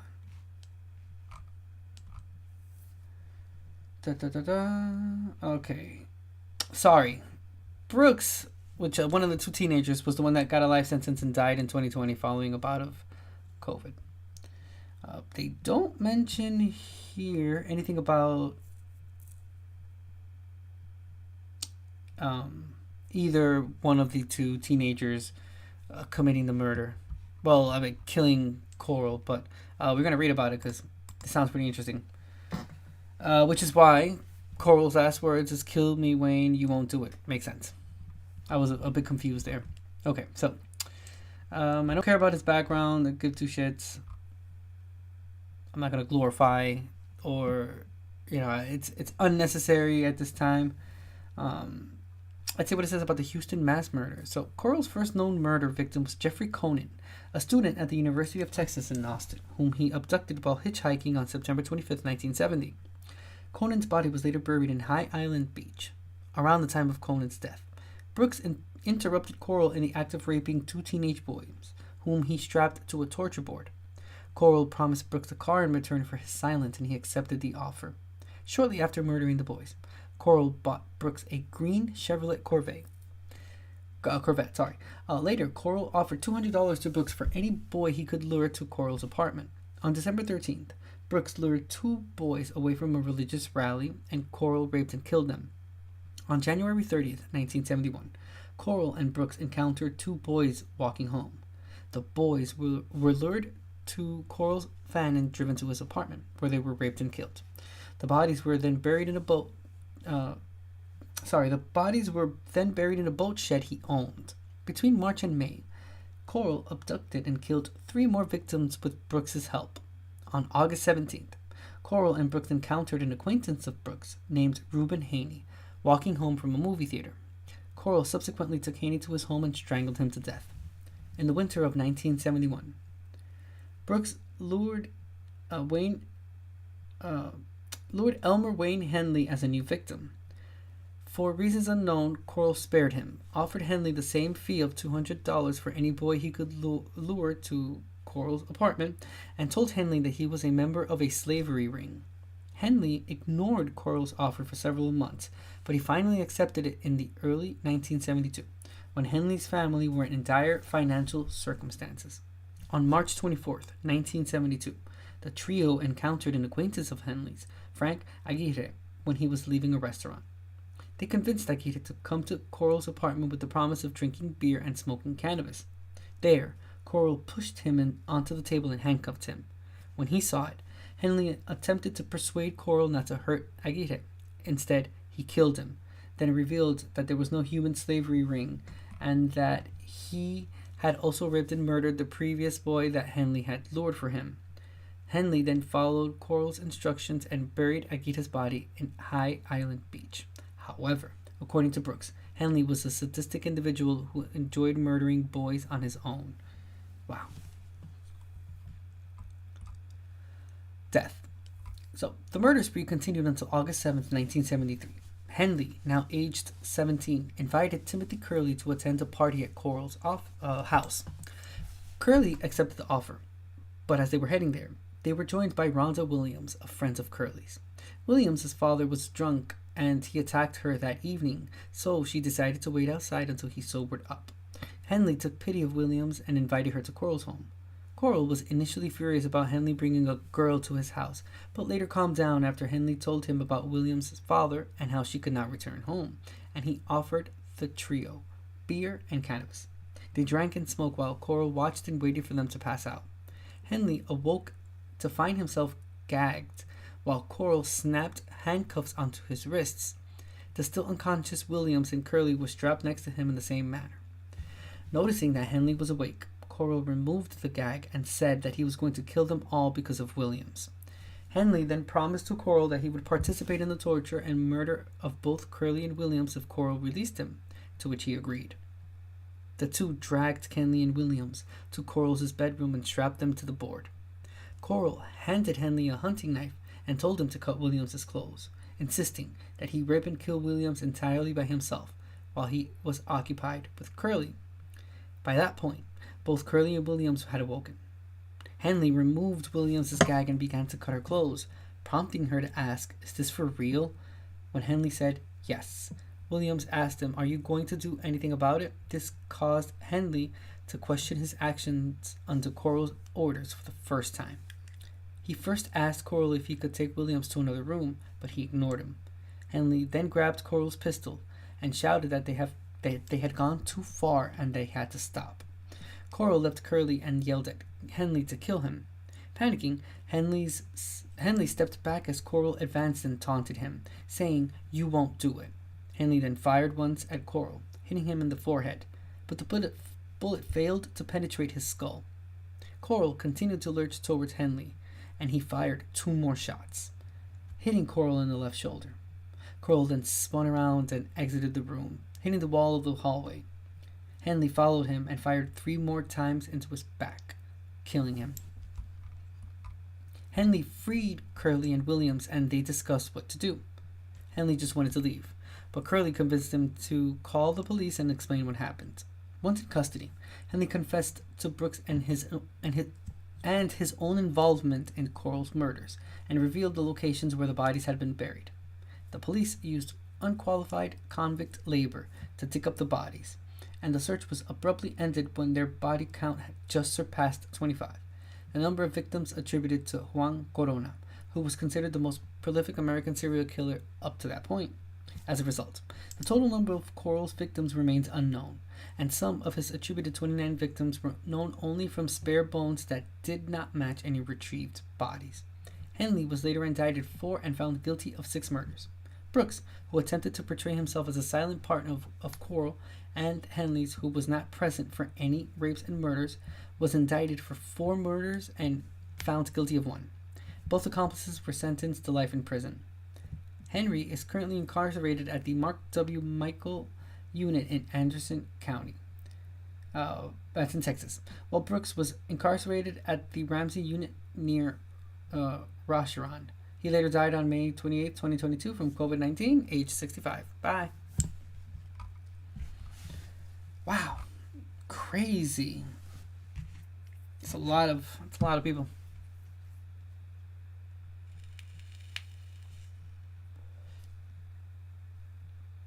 Okay, so listen to this. Coral remained the most prolific known serial killer in the U.S. until 1978, when Ted Bundy and John Wayne Gacy were both attributed over 30 murders. Gacy reportedly admired Coral and was inspired to build his homemade rack after reading on the Houston mass murders. In 2012, allegations surfaced linking Gacy to a human trafficking ring, much like Coral had been rumored decades earlier.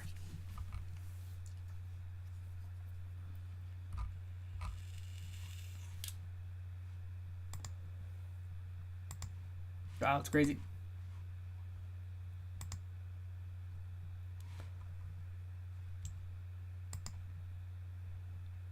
Oh boy. We're going to Washington. Title says Missing Washington Girl was allegedly locked in a cell prior to her disappearance. Published August 8th, 2023, and we're reading from True Crime Daily. I'm starting over again. Get something to drink. Hold on. Hold up. Because I cut this. I posted it on TikTok. Okay, so we're going to Washington. Title says Missing Washington Girl was allegedly locked in a cell prior to her disappearance. We're reading from True Crime Daily. This was published August 8th, 2023. It's in Grays Harbor County, Washington. And it says, an appeals court decision is shedding light on the home life of a missing 6-year-old girl who has not been seen since 2021. Oakley Carlson's last credible sighting was February 10th, 2021, in Oakville, Washington, though her parents, Andrew Carlson and Jordan Bowers, allegedly told the Grays County Sheriff's Office that they last saw her alive November 30th, 2021. She was reported missing to the Grays County Sheriff's Office in December 2021, and officials said her disappearance and the circumstances around it were suspicious. The Sheriff's Office believes Oakley's disappearance is criminal in nature. Bowers and Carlson are the main persons of interest. Carlson and Bowers allegedly withheld necessary medicine from Oakley's sibling for about 18 months that the Sheriff's Office said was necessary for her physical well-being and put her at risk for physical impairment and could eventually result in death. On August 1st, the Washington State Court of Appeals published an opinion after the Grays Harbor County Sheriffs filed motions with the court to unseal juvenile records relating to Bowers and Carlson's children. According to the court document, the Department of Children, Youth and Families, which is a DCYF, conducted 11 investigations into the family since April 2013, including 8 separate occasions relating to allegations of domestic violence, abuse, drug use, and medical neglect. Oakley's sibling, who was referred to as DC in the court document, has a developmental disability caused by a rare genetic syndrome that requires daily injections. There were allegations Bowers had unaddressed mental health issues, and she was not accessing services for the 1-year-old child in June 2017. DCYF conducted an investigation, but did not follow up because the intake was, quote-unquote, screened out. A month later, There was another intake alleging TC did not get her medicine and there was domestic violence and meth use inside the home. Oakley and her sister, TC, were placed in different care, while another sibling was put with his father. In January 2021, officials got reports Oakley appeared to have some scratches and bruising on her face. Bowers and Carlson refused to cooperate with the investigation. Then, before Oakley disappeared, Bowers allegedly told Oakley's school she started a fire in their home. When school officials went to Oakley's home, she was nowhere to be found. Carlson and Bowers allegedly told police they lost track of Oakley around that time, and Carlson reported her missing in December. Oakley's grandfather, however, said he had not seen the little girl since Christmas 2020. Carlson and Bowers were arrested for obstruction. DCYF filed dependency petitions for Oakley, DC, and another sibling, JC, following the arrest. According to the opinion, DC told police Oakley started the house fire with the mother's torch and was subsequently beaten for it. DC also reportedly said Oakley was under her mother's bed and in the woods. She said Oakley and JC were not safe in the mother's care. Oakley and DC's other sibling, who was referred to as BBP in the court document, allegedly informed police Bowers abused Oakley and JC, and that Oakley was kept in a locked cell underneath the stairs. KCPQ TV reports Bowers was sentenced Monday, August 7th, in a separate identity theft case that has no connection to her daughter's disappearance. Mother of the year, huh? Horrible. So people should not have kids.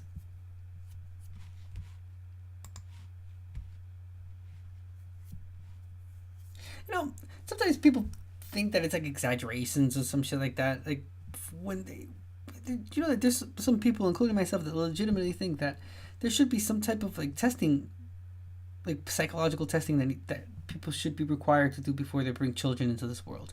Because, dude, come on, this is getting out of hand, bro. Come on now. I mean, what is this, like the 25th, 30th case that we've read involving kids that it's just like horrible parents?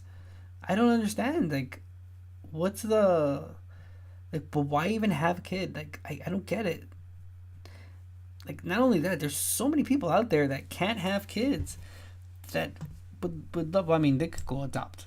I guess that's on them because they could probably just go adopt a kid. But nonetheless, I mean, like, what the hell is happening? Yikes. It's a pattern, and it's a really, really awful pattern that I'm just confuses me so much. Wow. Okay, so this is a Fox 13 Seattle.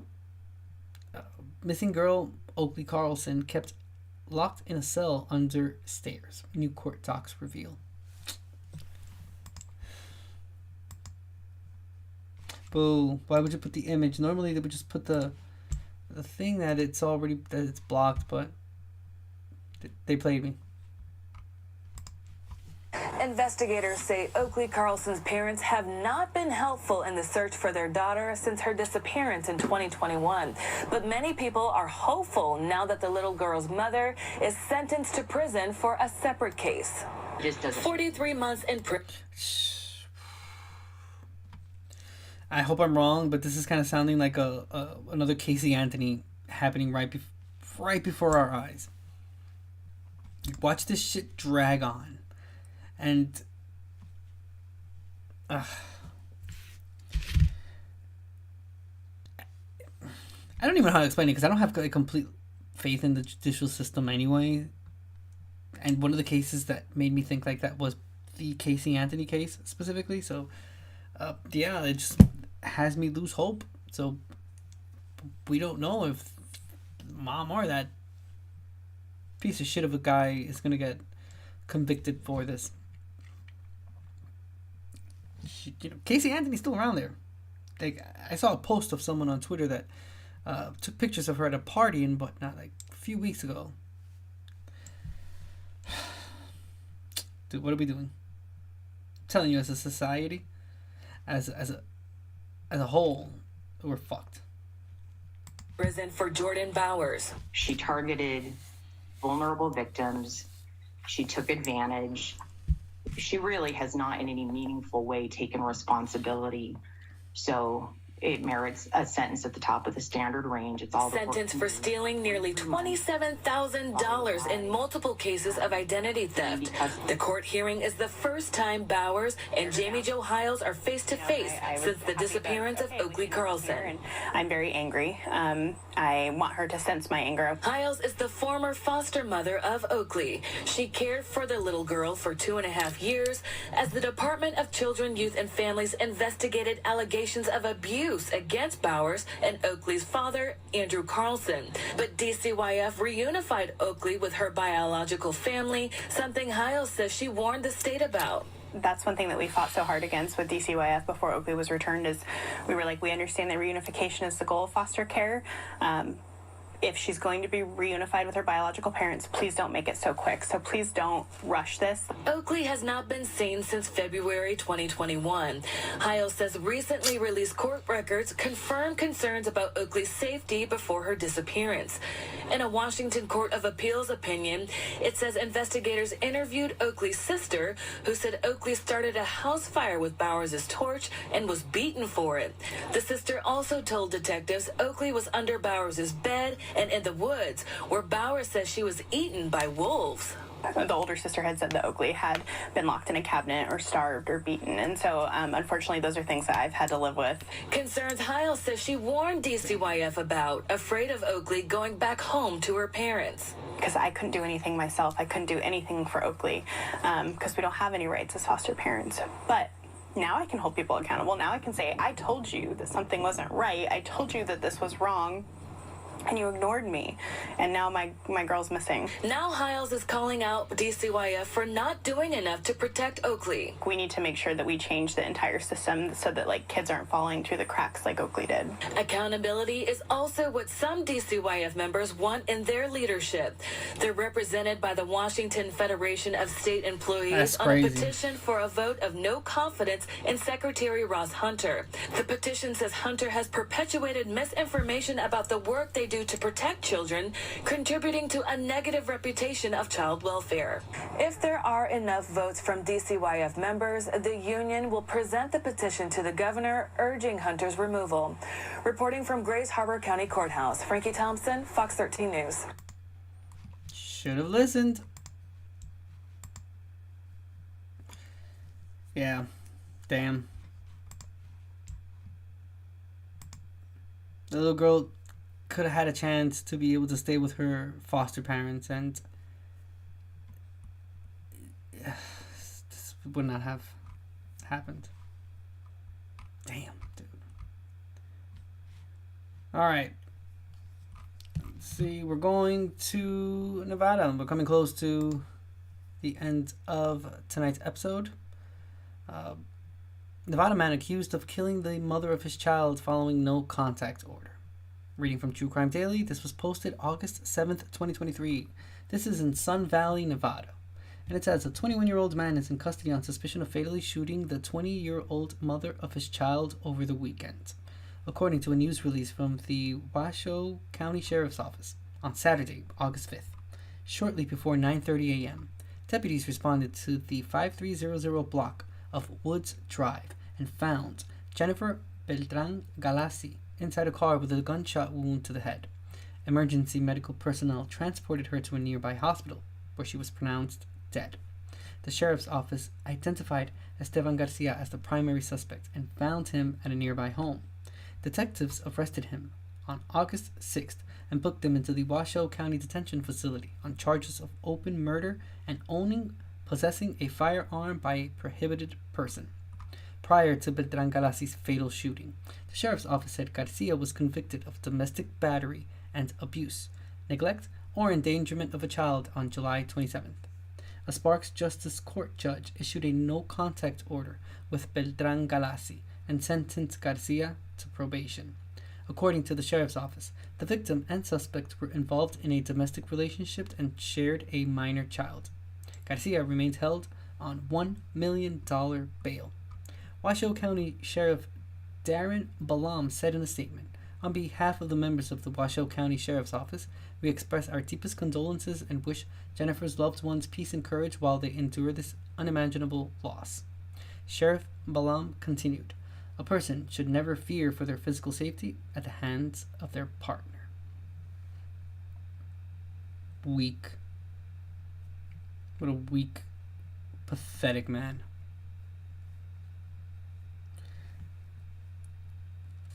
Yeah.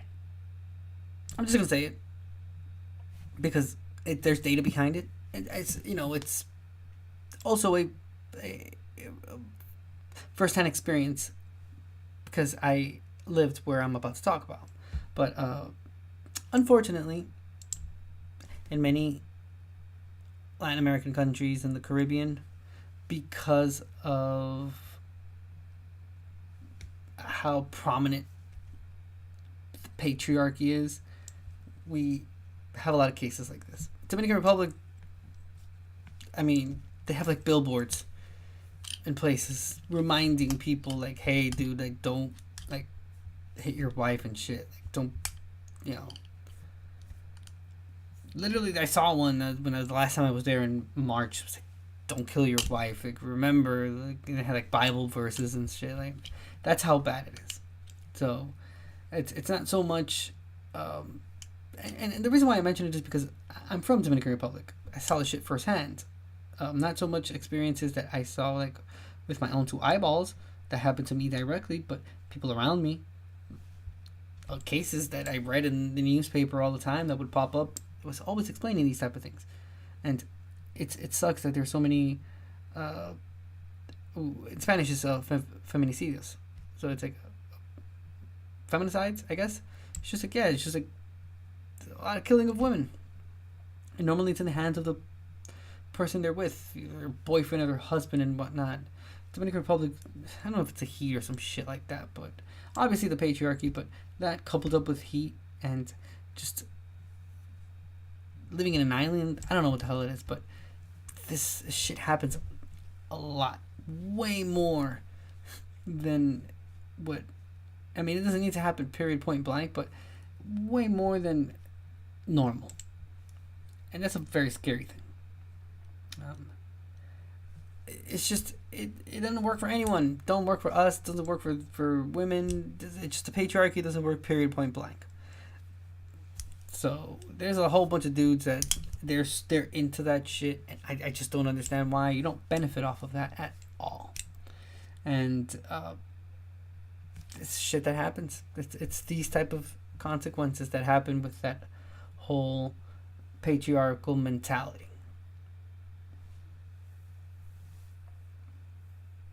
I mean, he shot the mother. She was 20 years old. She had already had his child. That child's going to be raised parentless because he's going to jail. The probation's already hit. It's $1 million. He's going to jail.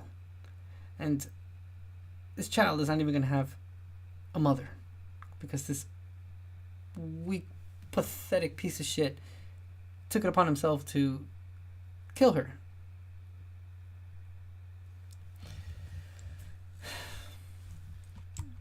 And then some people have the nerve to ask why the younger generations are just like they're not having any of this shit, because come on now.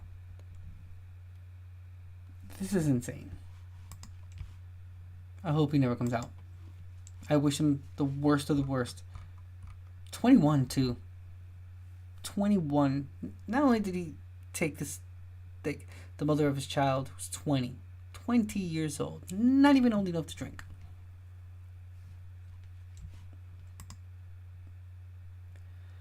Wow. We're going to Chicago now. True Crime Daily. Let me start that over again. Whew. Alright, we're headed to Chicago now. True Crime Daily. Title says 8-year-old Chicago girl fatally shot in the head after getting ice cream for her and for her dad. This was published August 7th, 2023. Chicago, Illinois, and it says an 8-year-old girl died over the weekend in Chicago's Portage Park neighborhood after her neighbor allegedly shot and killed her because he thought she made too much noise. WGN TV reports Chicago Police Department officers were called to a home Saturday, August 5th, on the 3500 block of North Long Avenue for a report of a shooting. The victim, a juvenile female, was reportedly on her scooter after getting ice cream when the suspect approached her and killed her. The victim was later identified as Sarabi Medina, according to WLS-TV. Medina's father reportedly saw the gunman, who was not identified, approach them outside their home, and the father tried to intervene. Medina, however, was shot in the head. The suspect also got a gunshot wound to the face from his own firearm. Activist Andrew Holmes told WLS the father ran over their football tackled this guy. WLS reports medics transported Medina to Stroger Hospital in critical condition, but she later died from her injuries. The suspect was taken to Illinois Masonic Medical Center, also in critical condition. A Medina family friend, Megan Kelly, told WFLD-TV, the neighbor, he would always just come out and kind of yell at all the kids on the block. Anytime they were playing, he would yell at them being too loud, too noisy. A neighbor said of Medina, she was sweet. She would just ride her scooter up and down the sidewalk, smiling. An innocent girl who did not deserve that. Medina's mother also reportedly died from gun violence.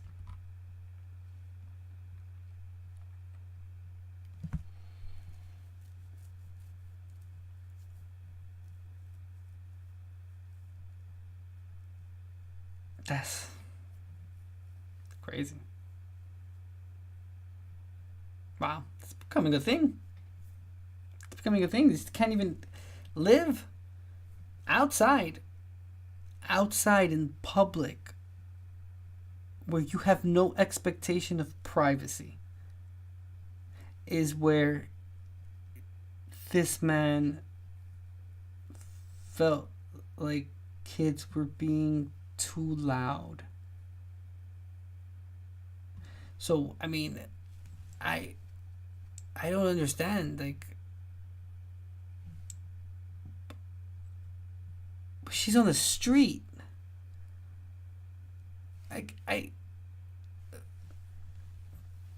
That is such a weird thing to do. I mean, horrible, but it's weird because it's like, who the fuck are you, though? Like, I don't get it. You're not the owner of the street. You own a house there. That's it. That's your property. The sidewalk that's in front of your house is not your property. It doesn't belong to your house. It belongs to the public. That's why it's a sidewalk. That's why it's called a public sidewalk. Yet, wow, this child was only trying to live. This fucking 8-year-old. Bro, I'm so tired of just like all of these cases involving kids. Like, fuck, bro. Cause like, goddamn, dude. This child didn't fucking deserve this.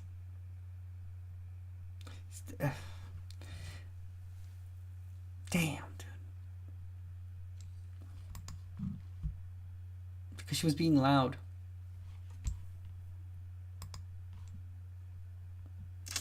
It sucks. Dude, look at that. Dude, look at this kid. Like, literally being a kid. Oh, sorry, I'm gonna refresh here so you can see the picture. Look, she's being a kid. That's it. She's living. Dude, that's what they do. They're like loud and noisy, and they like run around and they make these weird sounds. Bro, I live in a like family residence and shit. There's like tons of children around here, and they all scream and shit, and they're always like, that's it, they're living. You're a kid. That's all they do. It's summertime. It's like, what the fuck do you expect? Other people have to deal with someone else's sourness towards life. Like, really? 8-year-old child? Like, what the hell did this child do to you? No, for realsies. Like, what could an 8-year-old child do to a grown-ass person? even if it's like, even if this child would have, hypothetically speaking, thrown a ball and broken your window, it's a fucking window. It's a child. I don't understand. It's like, not only is it hard enough already to exist, it's like there's people that are intentionally trying to just make it worse for other people. If this would be the only case that we've seen about this, I'd understand. But, bro, we saw that other case, like, well, not us specifically, but you all heard about that case about the little girl. She was also like, but she was on someone's like front lawn and she got shot. The kid that went and knocked on the door, it was the wrong door and he got shot. Like, that's, dude, it's as if human mistakes, like human errors, are now like you could get shot and killed for it. Bro, not only do these kids have to worry about shit in school, I gotta worry about shit in your home as well. Can't even stand outside and play in a public setting without having some deranged nut job thinking that the street is theirs. Bro, close the window. I mean, that's it. That's how simple it would have gotten if you just close the damn window. Yeah, look at this. Yo.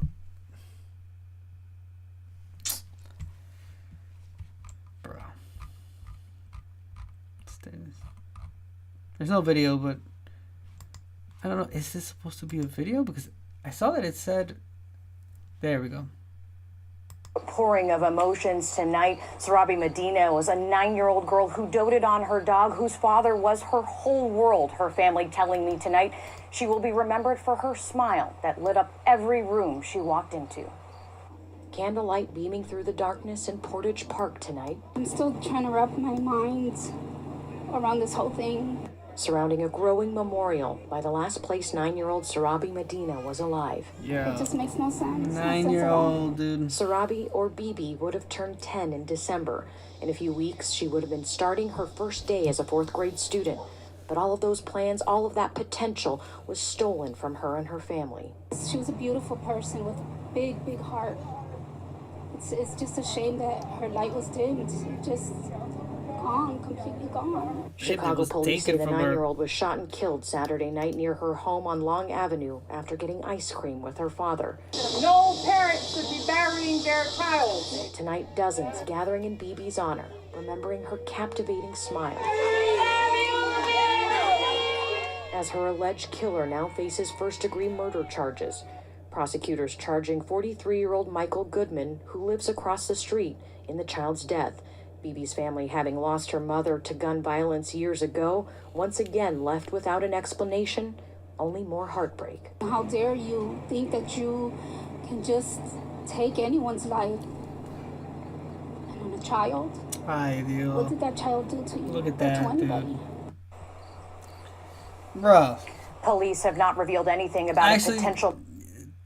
What that person said, damn, that's crazy. So much potential. So much potential. Every one of these cases that we see that involve kids. Bro, all the potential that could have come out, that could have blossomed from that child, man. Taken away. Stripped. It's not, you're not dimming someone's light. You're literally just evaporating them. Taking them out of existence. Potential. So much potential. Bro, who knows if any of these kids that have been in any of these type of situations, or in kids that are like involved in like school shootings and shit, victims and stuff, like, dude, so much potential. There's so much like just future gone. That is fucking insane. motive, but we could learn more tomorrow when the suspect is expected in court. Lowell Elementary School, where several of BB's family members attended, will be hosting a backpack giveaway this weekend in her honor.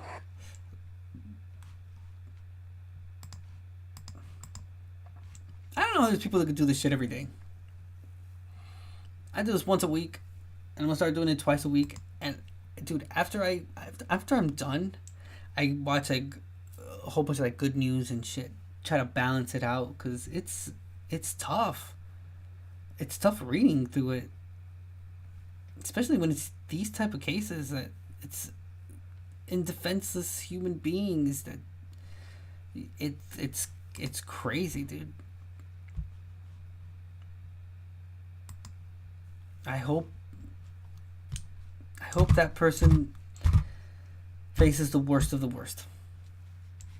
Yes. I really do. Look, today has been the night of cold cases getting answered. So, we're going to go to Missouri again.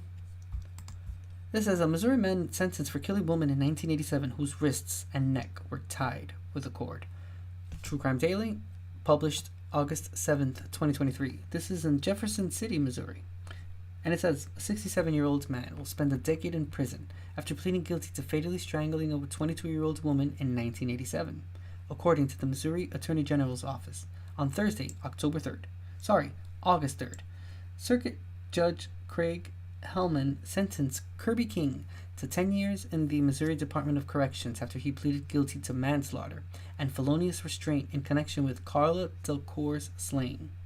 On June 24th, 1987, officials found Delcour's decomposing body in a remote wooded area approximately 2 miles west of St. Clair. She was reportedly bound at the wrist and around her neck. The medical examiner determined she suffered ligature strangulations, and her death was ruled a homicide.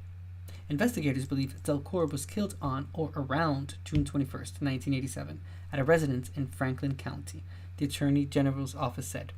Officials spoke with multiple witnesses and possible suspects, but no one was charged in Delcour's death at the time.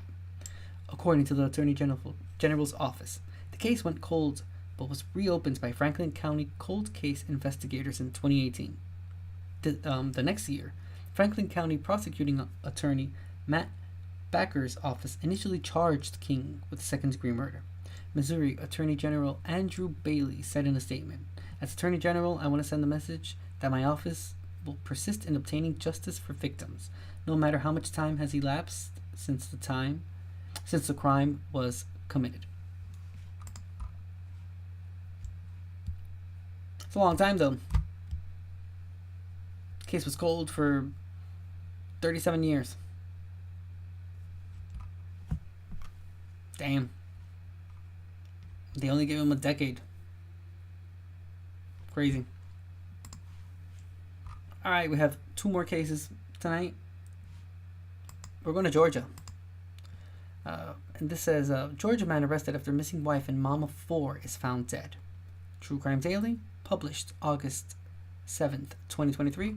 This is in Rockdale County, Georgia.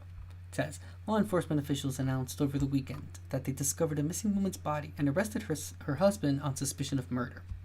In a news conference Saturday, August 5th, Rockdale County Sheriff Eric Levette said Imani Robertson was last seen July 16th having dinner at her mother's house with her 4 children. That night, Robertson left with her 3-year-old and 1-month-old child, and her other 2 kids stayed at her mom's house. The next day, Robertson's mother, Clarine Andujar White, called her several times, but Robertson did not answer. Andujar White went to Robertson's home to check on her, but Robertson once again did not answer. Andujar White reported her missing to the Rockdale County Sheriff's Office because she and Robertson speak at least daily, and it was unlike her not to respond. According to Levitt, detectives began investigating Robertson's disappearance and conducted several search warrants, including at Robertson's home where she lived with her husband, Donnell Anderson. Levitt said investigators suspected foul play after finding blood evidence at the residence. On Thursday, July 27th, officials discovered Robertson's torched Mazda SUV in southwest Atlanta, about 30 miles from where she lived in Conyers, WXIA TV reports. Then, on Friday, August 4th, Rockdale County deputies with the assistance of cadaver dogs located a body, which was later identified as Robertson's.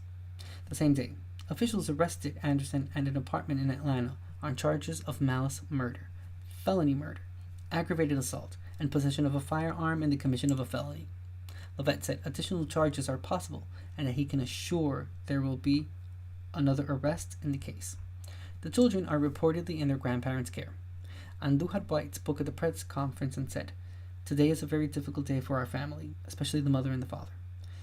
As a mother and father, we know the kids are in a very special way. When I couldn't reach Imani after almost 3 weeks, I knew something was wrong. Late last night, my worst fears were confirmed and our family is devastated." Robertson's family, Ronald Ackland, added, "This is the third child I've lost to the state of Georgia. You think it's going to break me? It's not. I done seen all I can see, all 3 of my babies gone." Holy shit. WXIA reports Anderson is being held without bond.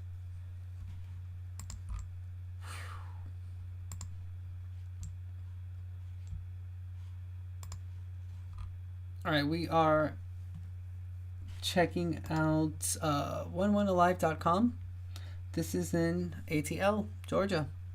Shout out. Authorities make disturbing discovery and disappearance of missing mother of 4. Let's see what the video says. Now to a developing story we're tracking right now, folks. Just hours ago, a disturbing discovery as authorities search for a missing mother of 4 out of Conyers. Imani Robertson vanished just 12 days ago, and last night, her torched SUV was found 30 miles away in Atlanta, and tonight, only in 11 Alive, the father is sitting down with our very own Cody Alcorn. Now, Cody, this does not sound good at all. No, Ron, not at all. In fact, Ronald Ackland believes his daughter has been killed. This is the radiator. That's off the emblem. And that's all for the emblem also. Shit, they're showing the charred and that's the front of the emblem. Portions of the vehicle where the it was emblem burned. from Imani Robertson's Mazda SUV, missing until 24 hours ago. This is how we know something terrible has happened. The white SUV found torched in this secluded area off Camp Creek Parkway in southwest Atlanta. She did not deserve this. Ronald Ackland. I am Imani's father. A grandfather to Imani's 4 children, Caden Carter Royal and her newborn Lennox. Her babies now wondering what's happened to mom. Right, and they're asking. Ackland believes the answer was captured on Imani's neighbor's Ring doorbell. That's the fire, listen. I heard the pow there. The video is grainy, but listen. That was a gunshot from a distance. Listen again. Shit. 11 Alive can't confirm this was a gunshot. Following the loud noise, Ackland says Imani's SUV is seen in the grainy video backing out of the garage and speeds off. The last time it's seen until the Rockdale County Sheriff's Office says it showed up 30 miles away here off Metropolitan Parkway at City Central Apartments. But Ackland doesn't believe she was in it. Her car was there. Now, who's saying that? Now, Ackland says the father of Imani's newborn lives at those apartments. As of right now, this remains a missing persons case. Anyone with information is being asked to call the Rockdale County Sheriff's Office. All right, Cody, thanks a lot. Well, yeah, no, they should definitely check that one out. Why am I getting a block on it? This was published August 5th. Same website, 11alive.com. This one says parents speak out after their daughter, a missing mother of 4, was found dead. Husband arrested. They should add to the title just like immense trauma caused to these kids that are now going to be raised without a mom. I hope, shit, man, I hope those kids receive therapy. I hope they are able to talk to someone and have some sort of like therapeutic guidance, because shit, this could make anyone like extremely angry, just angry at life. And yeah, no, that's not, I don't know, man. I don't think that should be like the best course of action. They should probably like seek some sort of therapy for the kids, and I could walk them through the grief of everything that's happening now, because it's a pretty tough situation. Damn. Alright, we'll watch this video. We have one more case to read through, and we'll end tonight's amazing true crime stream. This is Miss Clarine and Mr. Ackland.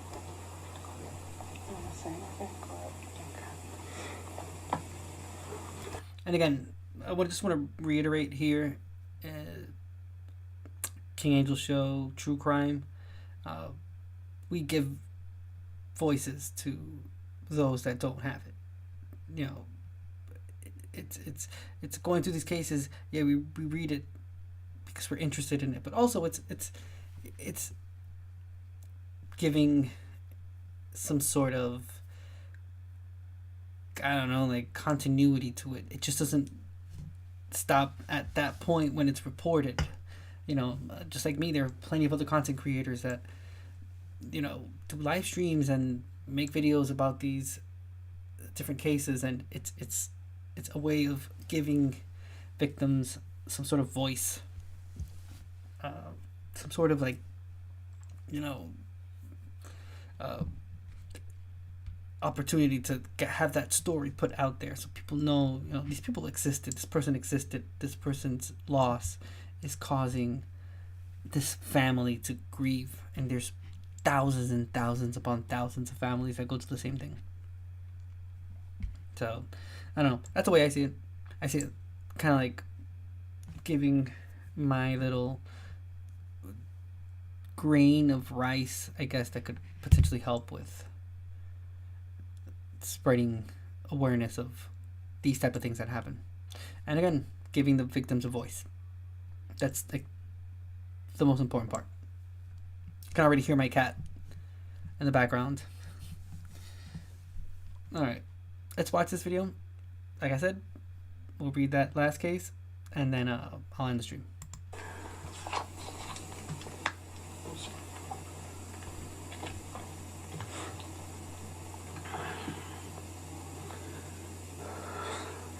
Today is a very difficult day for our family, especially the mother and the father. As a mother and father, you know that your kids are in a very special way. And when I couldn't reach Imani almost 3 weeks ago, I knew something was wrong. Late last night, my worst fears were confirmed, and our family is devastated. Being here today is extremely difficult for us, but I do want to thank the public who rallied around us and supported us for Imani's safe return. Thank you to the members of the national and local media who elevated the story. Lastly, Investigator Jones, Deputy Adams, and Sheriff Levette, and the whole entire team that worked diligently to bring Imani home. We thank you for your continued prayers and support as we work to care for Imani's beautiful boys without a mother. Crazy. Thank you. That's like this. That's so sad, though. Yeah, this is not the news that we wanted to have, but I was prepared. I was preparing Imani's mom for it. When she sent me the Ring doorbell video and said, what do I think? I made my peace with it then. I want to give thanks to Investigator Jones that at least they couldn't tell us. I understand that. But she did say that's what it sounded like to me, too. So I said my goodbyes to my daughter yesterday. And I told her, I promised her when I laid there with Royal, that we will work with whoever we have to, and all people that's involved will be held accountable. This is the third child I have lost to the state of Georgia. And if you think it's going to break me, it's not. I done seen all I can see. 3 of my babies gone. I want to thank Rockdale County. Damn, dude. I didn't want to give y'all a chance, and I wanted them so bad. But I trusted y'all. And thank you. Thank you. It's not the news that we wanted, but I'm happy that we can hold them accountable. And I just ask all, if you know anything can help it go further, and anybody else that is involved, come forth. Because what has happened to us more than once can happen to any of you. It's true. And you will want us and everybody to be involved same way you are. I was ready for it. And I will help take care of my daughter, her kids. Thank you, Georgia.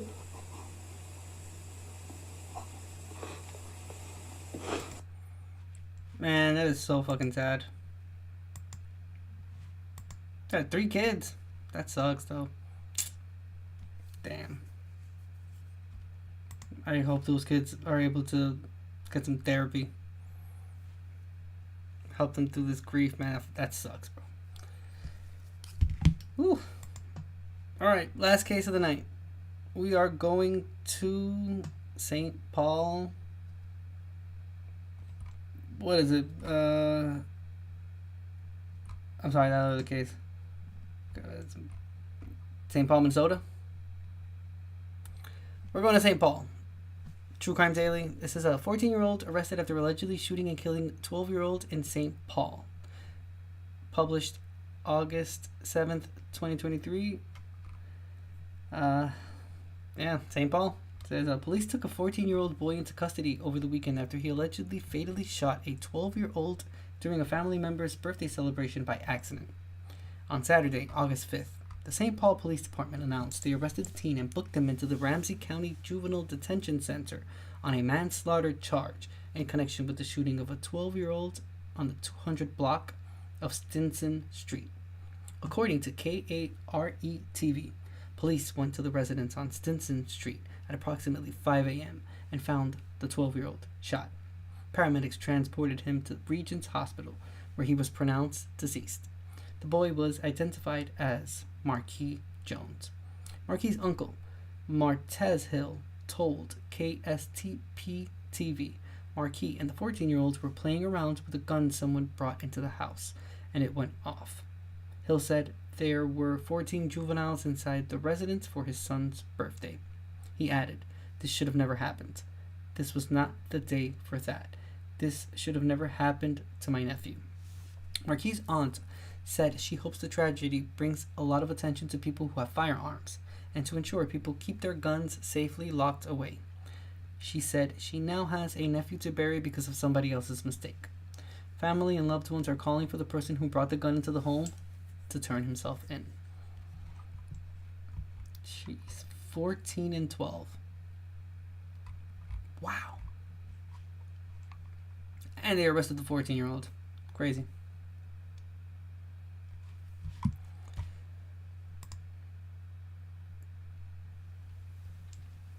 Alrighty. Wait, hold on. How am I doing this? There we go. I didn't even notice I had left my hand on that intro video. Alrighty. Hey, dude, this was awesome. I really appreciate you guys stopping by. Thank you very much. This cases, dude. I'm telling you, I'm gonna go watch some Good News Network now. Gotta start getting ready for sleep and shit, because I gotta go to work tomorrow. But doing it all, hearing some Good News Network or some shit like that, 'cause I need some positivity in my life, especially after all these cases that we read through. This wasn't as bad as 2 weeks ago. That one was like really gnarly when it comes to the cases that we read. Some of these cases were, specifically today, were mostly about cold cases that were being resolved, which is awesome. But nonetheless, we did read some pretty tragic ones as well. Follow me over on TikTok. That's at KAS True Crime. I post clips of what I read here, there, not the whole thing though, in regards to like the videos that we watch or any commentary that I give when I talk about cases and whatnot. That part is only reserved for people that are watching it on YouTube, or Patreon members that get to see like the full episode, including intro and outro. But yeah, nonetheless, follow me there. You can subscribe to this YouTube channel as well. Like my videos, comment on them. Let me know what you think. Share it out to your loved ones. If you like what I do and you want to further support me, bro, I have a Patreon you can sign up to. It's $2 a month. You get a whole bunch of benefits. Reaction review videos that are exclusive to Patreon members. Audio versions of all episodes. So if you're hearing the audio version of this, I thank you very much for your support. It means the world to me. You can find me over on Instagram for this account, for the True Crime account. The parent channel has all the other socials. So the King Angel Show has Instagram, X, Threads. There's two separate things, X and Threads. Just if you're not up to date with all these social media crap that we now have. If you want to follow me over on Twitch, dude, you can follow me there. It'll notify you when I go live. Or you can use your Amazon Prime if you want to further support me there as well. That would help me out immensely. You have no idea how much it would help me. All that would go directly back into the show. I want to get a better green screen so I don't have a problem with this, with the sides. So with a bigger green screen, I'll be able to have like a whole background. And that's the thing, like I keep moving, but like I don't know if it's like the angle of the camera. I don't know what it is, but you can see like the sides sometimes. I want that gone. So I'm gonna get a huge green screen that goes like right in back of me, but that costs money. With your support, I'll be able to do that. Plus buy other like trinkets and whatnot to better improve the show. Hey, I think that's about it for tonight. I am going to take my ass to sleep because your boy has to go to work tomorrow, 7 a.m. Ooh. I love it though. The fact that it's that early. I'm a huge morning person, so it fits right into my schedule. So that's perfect. See, I told you he was gonna start meowing at some point. That's it. Just wondering where I am. I gotta go say hi. Dude, how a cat dominates my life. Crazy. You guys have a very good night. Thank you so much for being here. I really appreciate it. I appreciate your support. Always. Have a very good night. This is the King Angel Show. Take it easy and peace. Hopefully I'll see you Friday again. Join the Discord. King Angel Show. Let's continue the conversation there. Peace. See? I told you.